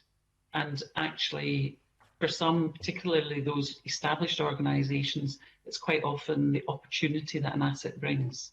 So I think there's quite a high level of awareness. The COST website had 55,000 downloads last year. We haven't had anything like that number of people over the door. But people are clearly looking at it and considering it. In terms of how things can improve, the single which was raised by SCDC, it's extremely important. And it's also important that that's at a senior enough level that it's not just seen as an administrative post. I think if communities come into a relevant authority and they are directed to estates, then it's a very different type of conversation, and it's generally about price, and it's generally about the value of the asset and conditions that will be attached to that. If you're talking about a kind of multidisciplinary team within a relevant authority, it's a very different experience. And whilst local authorities overwhelmingly are the recipients of the most asset transfer requests, when you come in to look at the NHS assets, you know, if a community is just speaking to estates and NHS, then it's closing down that opportunity when there's a continuation of some form of health service type activity, and they kind of need to be directed within the NHS. And organisations that enter the NHS are extraordinarily difficult to navigate. So there's a thing about the status of the single point of contact, as well as just there being one. Thank you. Fiona Galvin, would you want to come in? And then Louisa McDowell. Yes, thanks. I mean, I think where we see some real potential in the success of the Act is where it's built into the wider community empowerment mechanisms. And we've seen some kind of like, you know, sort of notable cases across some local authority areas where the whole local authority is focused on a community empowerment strategy. We've been brought into some areas to support that kind of work. But we've seen kind of like the whole authority work around an empowerment approach. So it's not just about the Act itself, it's also about other forms of participation, and that might be through participatory budgeting, for example, or local community-led action planning. And the other key to the success of its implementation, we think, is to tie it in alongside some of the other developing policy and legislative sort of mechanisms. For example, the use of local place plans and the new planning legislation, discussions around the review of local governance in terms of involving communities around being influential in the decisions that affect them and so on. So rather than seeing it as an exercise to implement the Act in and of itself, it's to link it into those wider agendas and to use the policy mechanisms, sort of in concert with one another. Thank you. Louisa. Thank you, Convener. I want to just make the point that it's a two-way street. It's about awareness raising within communities of what they're capable of. And, Linda's point that assets predate the Act, so perhaps they have a head start on awareness. But there's also work that the COS team are doing with local authorities in particular around myth-busting and education and improving understanding within local authorities about the process, the reason for the process, and how the process can be achieved. So there is work being done. There are a lot of local authorities and other public bodies as well, and the COS team is full-time equivalent of 5 people. So we are now using new technology. We're developing more online tools that can be delivered, be more one-to-many. So there's a process to go through and an education process to normalise asset transfer that works on both sides. And I think that's worth bearing in mind, that it's new for public bodies as well. Some public bodies are very proactive and very much behind this. For others, it's less high on their agendas, but that doesn't necessarily mean there's a systemic issue on it. The other point I'd like to raise is one going back to something you mentioned right at the beginning, which was about asset transfers and more marginalised communities. And it goes into the conclusion from the report about community capacity and cohesion building. I just want to make the point that assuming that a community is challenged doesn't mean to say that there isn't capacity within a community to deliver. Some of our biggest and most successful development trusts are in very challenged areas. So it's not about assuming that wealthier communities can deliver and marginalised communities can't. It's more complex than that. Easterhouse and Beath are some of our biggest and most successful development trusts, and they are in what would be challenged areas.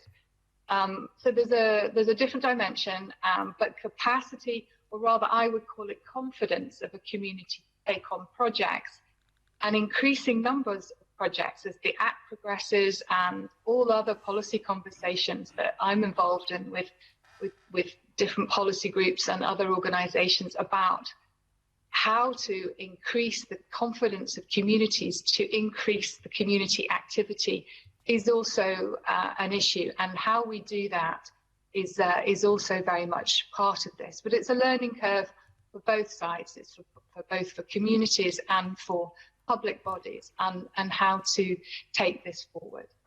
Thank you. Okay, Sarah. Yeah, that's really helpful. Right, thank you very much. Annie Wells, please. And can I two things can I say to the witnesses? If you want to speak, can you raise your hands, please?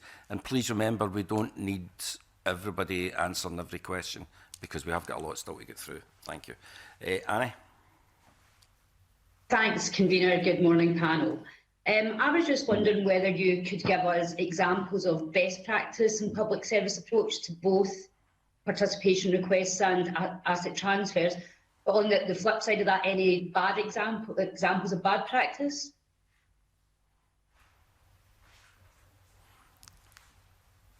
Linda. In relation to asset transfer, we would see the approaches taken by councils like East Ayrshire, where they brought together their vibrant communities team. So it was a multidisciplinary team that came in to support communities looking at assets, and Murray Council were very active in that way. I think where it's, and this can be across a range of different kind of public bodies, where it's just one point of contact station, then it can just be very challenging for communities to get the kind of asset transfers, kind of any sort of pre-formal asset transfer request discussed. So that kind of multi-service approach from within the relevant authorities we see as a very positive thing. Okay, thank you. Mick? Yes, Mick. I think in relation to participation requests, one of the problems is you don't see the worst practice because the requests are refused and you don't necessarily know very much about them. What I would say about, so I would echo the discussion from the last session and the suggestion from the folk at the CALI that it's good to gather data on that, and maybe it is worth making that part of the return to government as well. But in terms of good practice, I think some of the best ones that we've seen, when we've seen examples of communities being involved in positive conversations about use of land, sometimes on the back of PRs going in after initial planning consent has been requested. There's a case like that in Portobello in Edinburgh over a big piece of land where communities have, it's still ongoing, but the community's been much more involved in the conversation. A wee simple one up in Aberdeen where there had been a period of 3 or 4 years of a group trying to get access to a community flat, something that should have been possible under other processes. They weren't able to achieve that, and they used a PR to get the right folk at the table and quickly got an agreement about the use of a community flat. I think in West Dunbartonshire, as Fiona has alluded to, there's a good example there of where they've brought the community into developing their processes for how PRs should work as part of a bigger debate around community empowerment strategy and action plan that they've produced. It's all kind of been delayed now because of COVID, but they put a lot of effort into trying to engage people and thinking, how can we make this work for you? So I think the best examples, I would also cite West Lothian and Argyll and Bute as places where they want to put a lot of effort, I think, into engaging people in joint discussion between the authority and the community groups so that folk have got a common understanding of what they're trying to do. And I think we are certainly supporting some work in both those areas to develop better outcome improvement processes. Because I think they're key to the PR things, not just the request, it's what happens when you're in the dialogue that's helpful. Okay. Annie? Thanks very much for that. Just, Mick, on the sort of aspect of outcomes, does any have a sort of a belief or whatever that the Act has narrowed or maybe even widened the outcomes gap between already empowered communities or communities that were less empowered before? Do you think that what do you think the gap is there? Do you think it's narrowed or indeed widened? I think it's hard to say definitively, but I think it's probably fair to say that the more a community that has a lot of folk within it who are retired professionals, perhaps, and one of the major resources that they'll have as well as their skills is time, is likely to maybe fare better in a process like that than somewhere in an inner city locality where folk, as well as trying to deal with difficult lives, are expected to deal with a really difficult claimant commitment, and in actual fact are often very time poor. So I think there's a sort of backdrop to this that is about difficult processes, and I think with the right support, if we can overcome the barriers that people face to understand the legislative opportunities and use them, then we could probably, between us, with government intervention, public agency support and capacity building support, bridge some of those gaps. Well, it is certainly harder for some folk than it is for others, not least of all because of the language sometimes we have to use around them. Fiona? Yeah, just to say that in support of what Mick's been saying, I mean, I think it's difficult to say whether the Act in and of itself has either narrowed the gap or widened it. But basically, again, over the past decade, we've seen, sort of quite a significant decline in the kind of supports to communities that were previously there in terms of skilled community development support. And I think that has to be part of the equation of all that. And also, I think we need to also take into account the fragility of the funding environment for community organisations, some of which are struggling to survive. So those communities who have already organised and who would maybe then naturally go in to submit a participation request as they grew in strength and so on, basically, as I say, they're increasingly vulnerable. So I think both of those things need to be taken into equation alongside the Act in and of itself. Okay, thank you. Annie? That's fine, Convener. Thank you very much for that. Thank you. Thank you. Thank you very much. I'm now bringing Keith Brown. Keith? Thanks, Convener. Just on that last point, it'd be interesting to know if any members of the panel, and thank you for your evidence so far, are able to speak to what they think might be any differences between local authorities on the one hand and other public bodies in terms of the way they've embraced the Act. So you've mentioned things like having a named person, having a cultural orientation towards trying to promote the Act. Are you seeing a difference between non-local authority public bodies and local authorities themselves? Anybody want to answer? Linda and then Fiona. From an asset transfer point of view,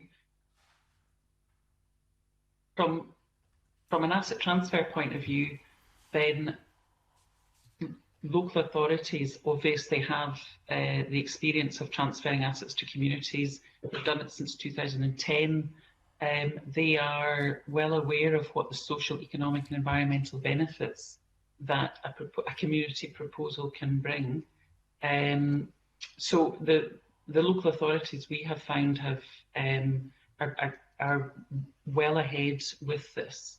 I think there can be a preference within local authorities to lease assets to communities rather than transfer. With the public sector, then I think that point's very valid, particularly with organisations that haven't had direct contact with community bodies. So there can be a very pragmatic implementation, and there is actually a very pragmatic implementation of the Act in that people are complying with it. There can be challenges round about communities navigating within the local authority, within the public body, and trying to get into a discussion, because an awful lot of it is just focused on price, and kind of actually any discount that is to be applied to that can be an extremely challenging concept for the wider public sector, whereas local authorities are kind of much more aware of this within the mix. Okay, Fiona.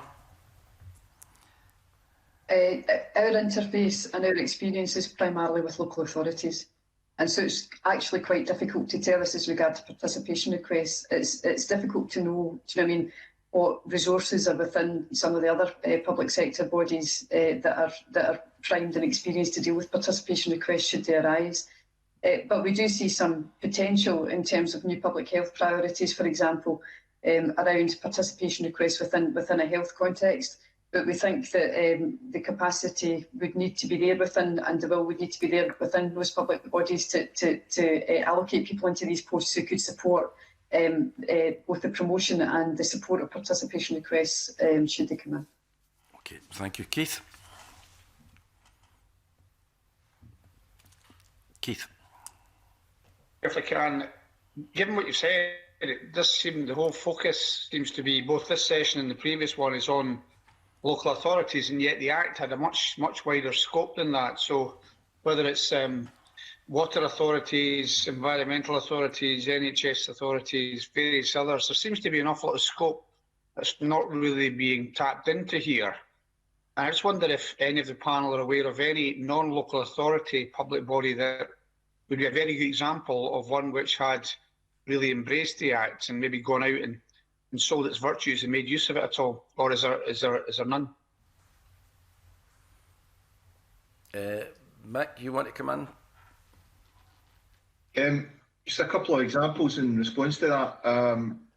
The Aberdeen City Community Planning Partnership has a sort of portal arrangement where a participation request can be submitted to the partnership and directed to the appropriate agency.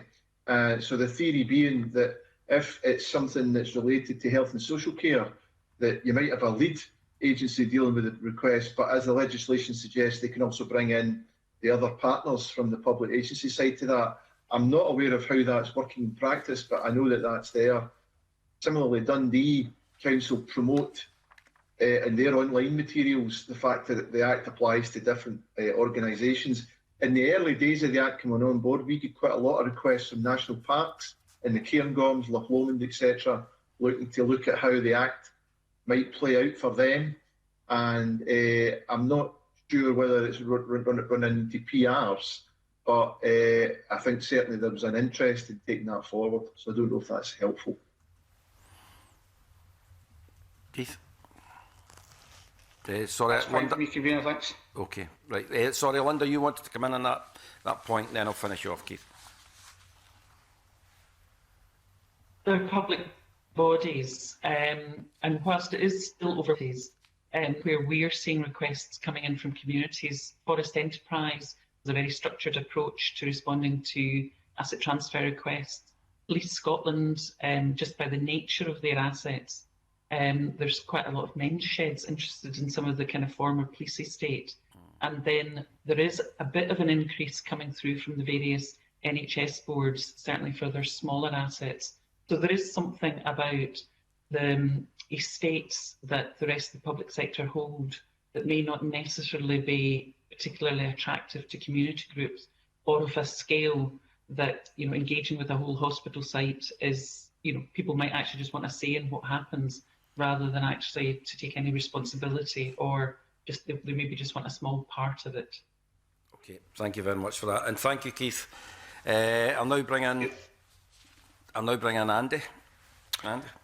Thanks very much indeed, Convener.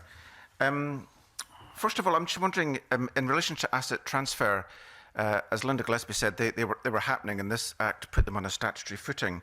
In broad terms, has that been of benefit, both in terms of increasing the number of requests and transfers and making it clear what the process should be? Hans? Linda? Yeah, in broad terms, yes, I think it has. I think it's given communities a sense that they have rights within this. I think fundamentally it's like anything. If you have a public authority that recognises the value that a community body creates by taking an asset on, then you shouldn't necessarily need the provisions of the Act to actually engage with transferring that asset, the legislative cover to do. I think wider public sector, I think we are seeing increased interest in the wider public estate, which would not have happened without the Act, Part 5 of the Act being in. So I think local authorities have always had the scope to do this, or certainly since 2010. But the wider public estate is potentially quite transformative, but it is still local authorities that communities are reacting to for asset transfers. Because I obviously there's an issue with regard to the cost of acquisition, and there's been some concerns that, you know, community bodies are having to pay tens, hundreds, millions of pounds or whatever for public assets, when in fact, you know, arguably these are still being held in the public interest, and there should be a mechanism that enables their transfer at a more reasonable cost. Are there particular issues arising due to the fact that the Treasury Red Book demands market costs, or are compromises being reached? It is a very contentious area, and it is an area in which the Scottish Land Fund coming into urban communities has been a kind of game changer in terms of providing support for asset acquisition. It has obviously created an expectation that virtually market value is achievable in the transfer of assets, because the Land Fund will fund up to 95%. In terms of the value of assets, there is a problem with how there can be a problem with how the public sector value their assets and the use of that asset in community ownership. So yes, there is quite a bit round about price, funding, but valuations, and get into unproductive discussions about what is actually relatively small amounts of money. Okay, thank you. And in regard to participation requests, this is a question for Mick Doyle and Fiona Garvin. I mean, you talk about the fact that there needs to be independent oversight and an appeals mechanism. As I indicated to the previous panel, there is provision for ministers to introduce regulations for appeals under Section 31. They've never done so. Have you any insight into why they haven't?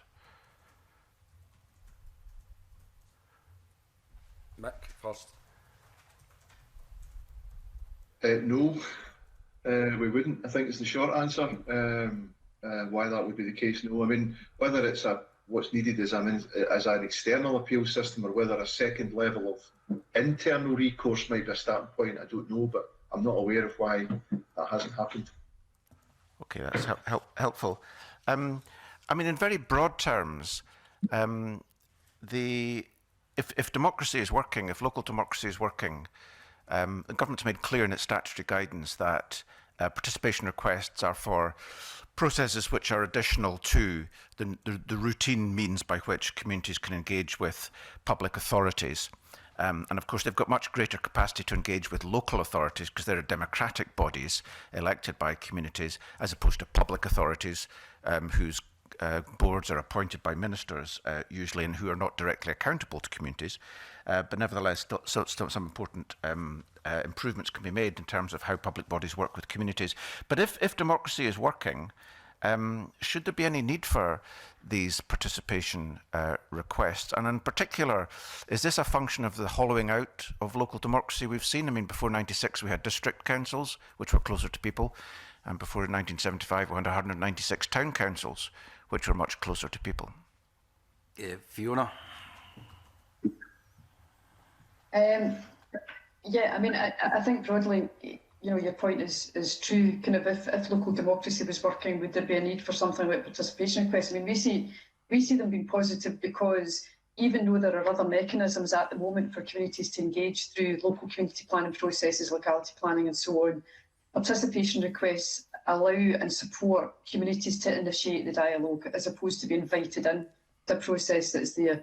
But where decision making devolved to a much more local level, then it could be that those kind of requests wouldn't require to be made, because communities would be in more control of the decisions that affected their own communities at whatever level, you know, so that might be. So we think it's part of a wider debate. We see, and I risk of repeating myself, I mean, the location of the Community Empowerment Act needs to sit alongside kind of other empowerment measures, and part of that is about democracy and where decisions take place and how, at what local level those decisions take place.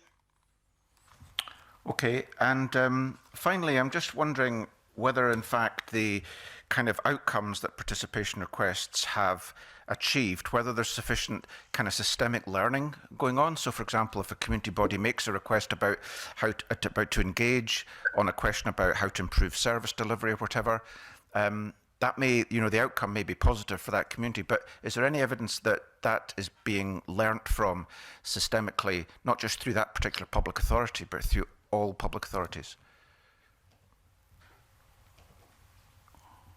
Mick Doyle? Yes, I don't think there's a lot of evidence of that. I think that would be very useful to have, and I think it's about how we would maybe go about gathering it from this point in, given that I think things are at quite an early stage. I also think that your own point about outcome improvement processes is important, because I think that to have that ongoing systemic impact, a participation request that improves an outcome improvement process also needs to embed that process into the broader participation work going forward. I mean, it's not really a positive result for groups if they have to keep going back to the PR process to get back into the table on relevant things. So I think that idea of learning is critical, because that's where culture is nudged and changed, where progressive officers are empowered as well as communities empowered, and the ongoing shift in ideas that can create proper service reform and the other legislative intent of the Act is delivered, I think. So the learning element's key, something that we're looking at ourselves. We'll be running some learning events this year that have been displaced from last year's support programme, and another set of learning events with a heavy emphasis on outcome improvement. So I think you're absolutely right about that. Okay, thank you very much. Thank you very much. Right. Gail Ross. Thank you, Convener. Yeah, I was actually going to ask about ongoing learning, and we spoke right at the start about capacity building, and I was glad to hear that somebody actually mentioned it as confidence building as well, because a lot of these community groups, they've never done anything like this before, and the support systems have to be in place to help them go forward. I mentioned it in the question into the previous panel, but to what extent do you think that a kind of mentorship programme with good practice going from group to group, and I know a lot of the community development trusts in my area, they meet each other quite regularly to pass on good practice and points of contact and things like that. So where are we with that sharing of practice, and how do you think that the capacity and confidence building can move forward now? And that's to anyone. Louisa.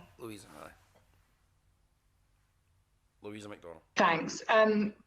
Yes, we do a lot of that. Development trusts themselves do quite a lot of peer-to-peer support and networking.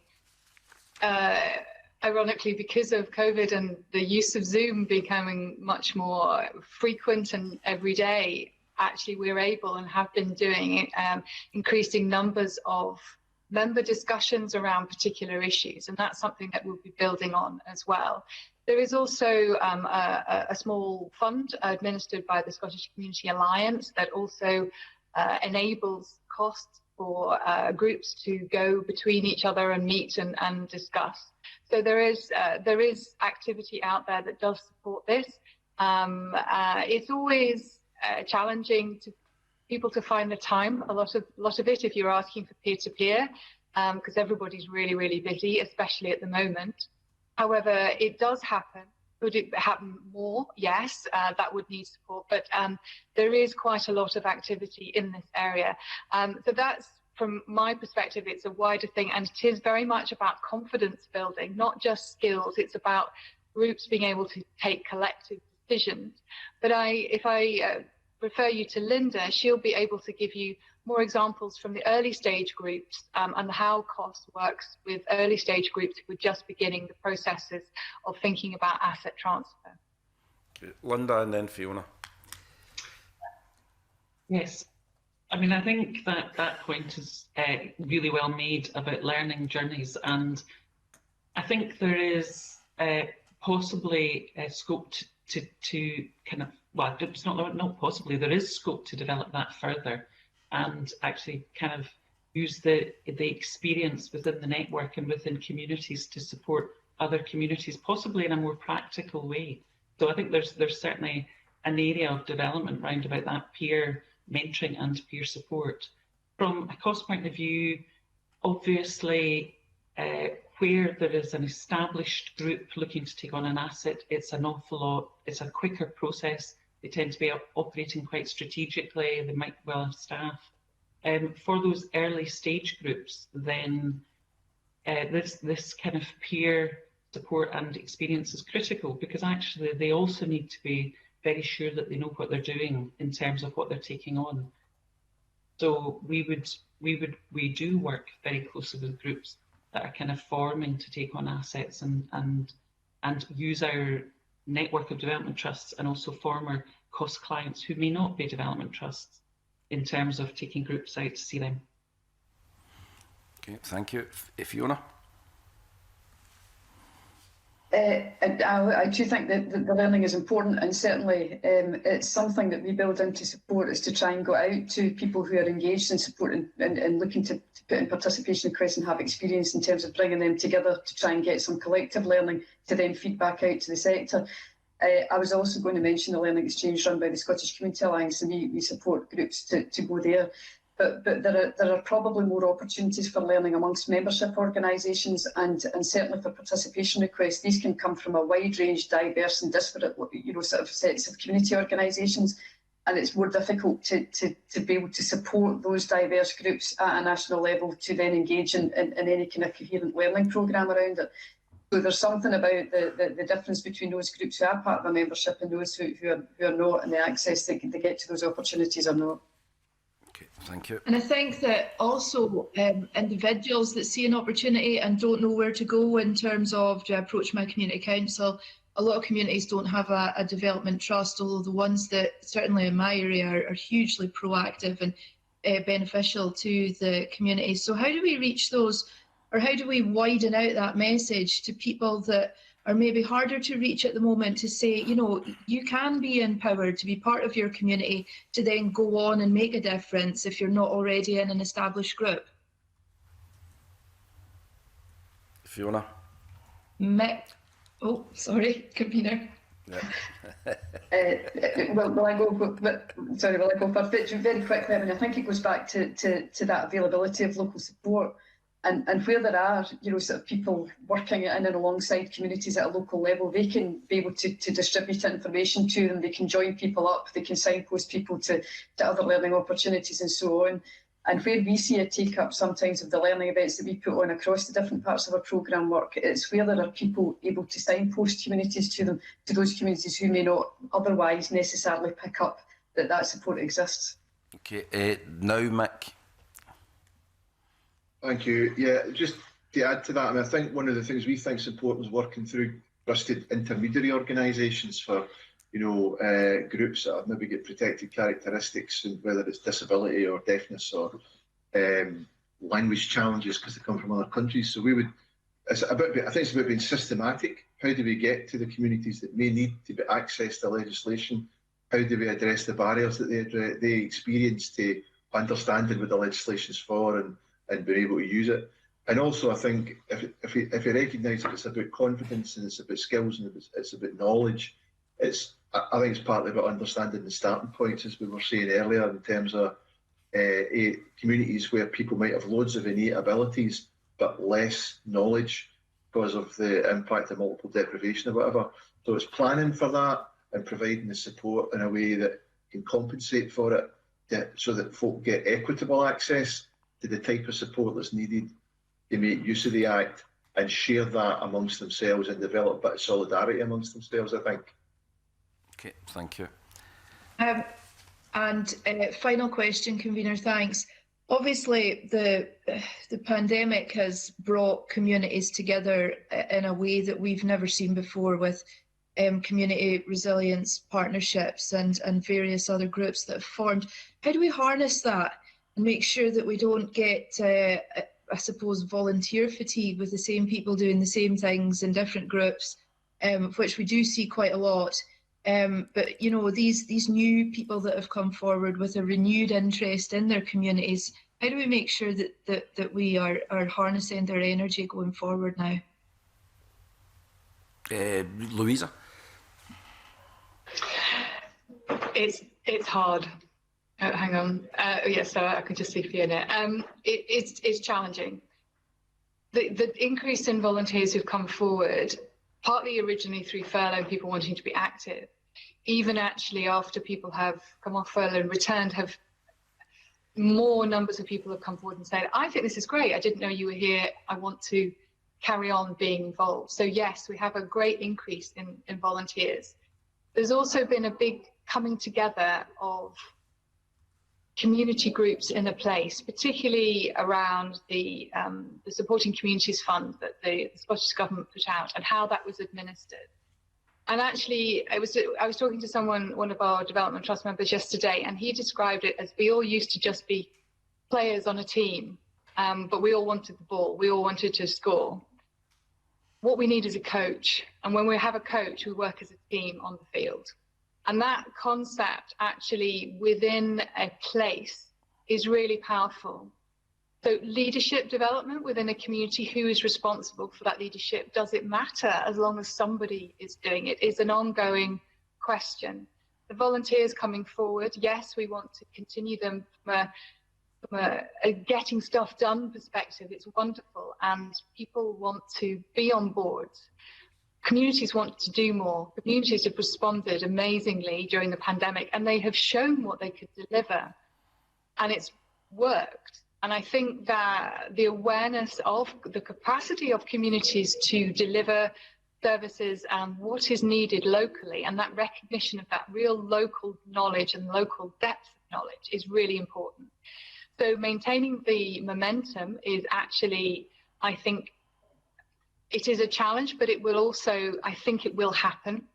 And it's really exciting in a way because it pushes on the empowerment of a community to participate or to buy asset transfers, to deliver as a means to an end to improve places that they live in. So it's really exciting time in a way. It will also be a challenge and many areas and members and other policy groups are having this discussion as well. Thank you. Fiona?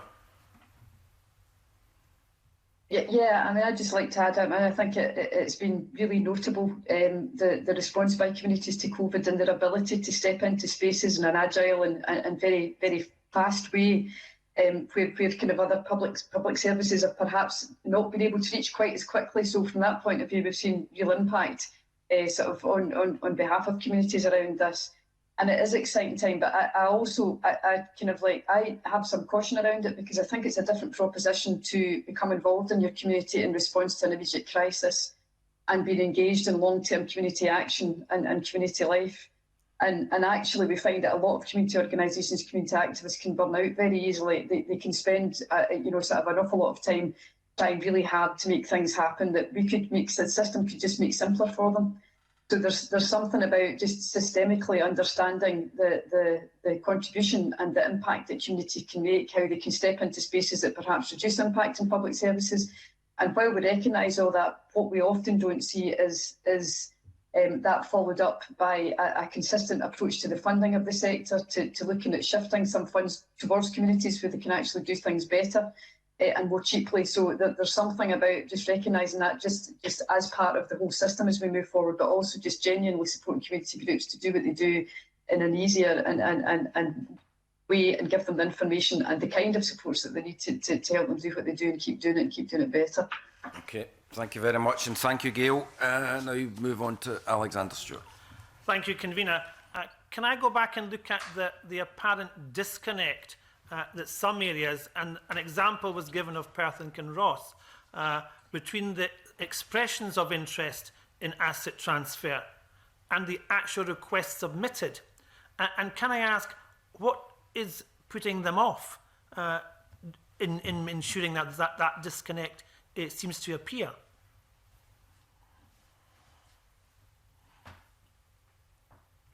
Linda. I mean, that's actually a very interesting question, because Perth and Kinross Council have been extremely active in the last kind of 18 months in terms of developing their internal processes across teams. I'm not sure that we've picked up that asset transfers aren't going through, because actually we've got a number of ongoing cases in Perth and Kinross with quite a lot of support from the public body in that. But notwithstanding that, and I couldn't comment much more beyond that on Perth and Kinross. I mean, it is completely legitimate for a community group to explore an asset transfer and decide that they are unable to make, and to kind of step away from that. And maybe depending on what the kind of funding and the opportunities to generate kind of income, we may well have groups doing that. We will certainly have to have groups taking quite a strategic approach to the assets that they actually regard as assets and those that are kind of liabilities. So we've talked about kind of place plans and local improvement plans, etc. That type of activity will be key to communities, just to actually regard what are their assets. It doesn't really matter who owns them in the public sector, but what are the assets and what are their needs and which assets best meet that. Now, that obviously brings a range of challenges in terms of depending who that public body, the owner of that is. But just for communities to maybe be reacting to the threat of the loss of a service doesn't necessarily mean that they will feel able to actually deliver that service, much as they may want their community centre to remain open, or their public toilets to be functioning, or those types of assets that might be being closed. So that wasn't necessarily particularly clear. Sorry. That's okay, thank you. Can I also ask about the role that you see for the community planning partnerships? Mick touched on this earlier in one of the previous questions about the capacity of that organisation. It brings together a number of agencies that have the opportunity to then interact within a council setting or a community setting, but it also gives them the chance to impart their role to the community at large. And do you believe that they have a role to play in this whole process? And if so, how that might be bolstered going forward? Anybody? Mike? Well, as I understand it, that this legislation was partly an outcome of the review of community planning carried out a number of years ago. It was that was certainly an element of the genesis of the Act, I think, partly because it was recognised that there was a bit of an issue with the relationship between CPPs and communities, and part two certainly tries to deal with that, and that's why we've recommended that. But I do think that there's some evidence in some of the places that we've worked in where the local authority as lead community planning partner has had difficulty perhaps getting sufficient support from other community planning partners to do stuff generally, and in one or two other areas there would be other community planning partners who would take the view that the local authority in its leadership role hasn't been collegiate enough in bringing the CPP partners together. So I'm sure that any support CPPs can get to be working more effectively as a group to engage with communities, and therefore maybe negate the need for participation requests and/or make life easier for asset transfers would be a good thing to explore. The details of exactly how to do that would be something that would need further discussion, I think. But you do believe that there is a need to try and engage more to ensure that transition that takes place amongst some of the agencies, and as you identify, it may well be the council that's the lead. But if there's not dedicated resource, capacity, funding to make that happen, then once again, as I said at the earlier panel, we're putting ourselves up to fail because we're not managing to achieve the goals and the aspirations and the ambitions that communities want. Louisa. I agree that that's really important. And the building of, I was trying to rethink this through, if we look at communities as a sector, and we want communities to expand, we want them to encourage them, we want them to do more. That's great, but if this was any other commercial sector, we'd be putting in underpinning support for that in order to make it happen. So if we reframe the conversation as actually how do we help the community sector, then yes, we would look at expanded financial support, confidence support, skills support, opportunity support, and it would be much strengthened if there was a much more holistic way of looking at things. Often we can have a turf war and this is my bit, that's your bit, and it's not joined up. Now, that's not deliberate necessarily. It is just the way things have been. So is there an opportunity now to reset at this point how the system of looking at how communities are involved in conversations, how local authorities involve communities in conversations, how we redo that? I know that the Town Centre Review Panel is discussing this at the moment and hearing evidence from witnesses and written evidence. And this is an issue that keeps coming up as well. If we are asking communities to do more, then we have to broaden the underpinnings of support for them so they have the ability and the confidence to take these things forward.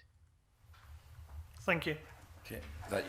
Okay, thank you very much. Then that completes our questions and concludes this evidence session. I'd really like to thank you all who took part in the meeting for helping identify some key issues for the rest of this inquiry. We will be taking further evidence on the 2015 Act next week. Thank you once again. If you would just like to hang up your phones. Thank you. Bye.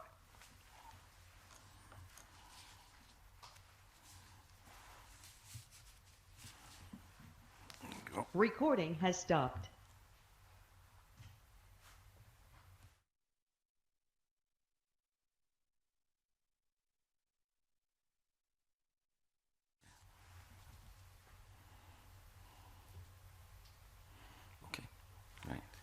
Agenda item 4 is consideration of negative instrument 254 as listed on the agenda. I refer members to paper number 3.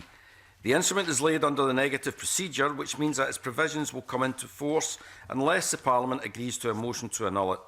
No motions to annul have been laid. The Delegated Powers and Law Reform Committee considered the instrument on the 1st of September 2020 and determined that it did not need to draw the attention of the Parliament to the instrument on any grounds within its remit. No? Okay, I suspend this meeting.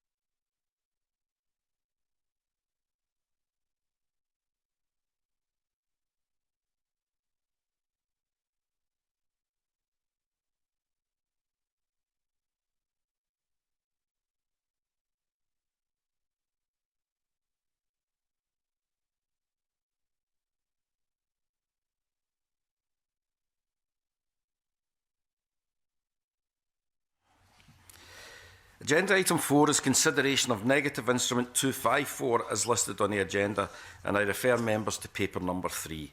The instrument is laid under the negative procedure, which means its provisions will come into force unless the Parliament agrees to a motion to annul it. No motion to annul had been laid. The Delegated Powers and Law Reform Committee considered the instrument on the 1st of September 2020 and determined that it did not need to draw the attention of the Parliament to the instrument on any grounds within its remit. Do members have any comments on the instrument? Sarah? Yes. Thank you, Convener. I think this is an important piece of legislation to enable people who've got planning consents to restart development as things move on with the pandemic. So certainly will not be opposing this today. Thank you very much. Does anybody else have any further comment? In that case, I ask the committee to agree that it does not wish to make any further recommendations in relation to this instrument. Are we agreed? Agreed. Thank you very much. That's agreed. That concludes the public part of this meeting, and we will resume the meeting in private on Microsoft Teams. I propose we take a 5-minute comfort break. Please accept the clerk's meeting request for the private discussion, which will be sent shortly. You can exit the meeting by clicking on the red telephone icon. Thank you.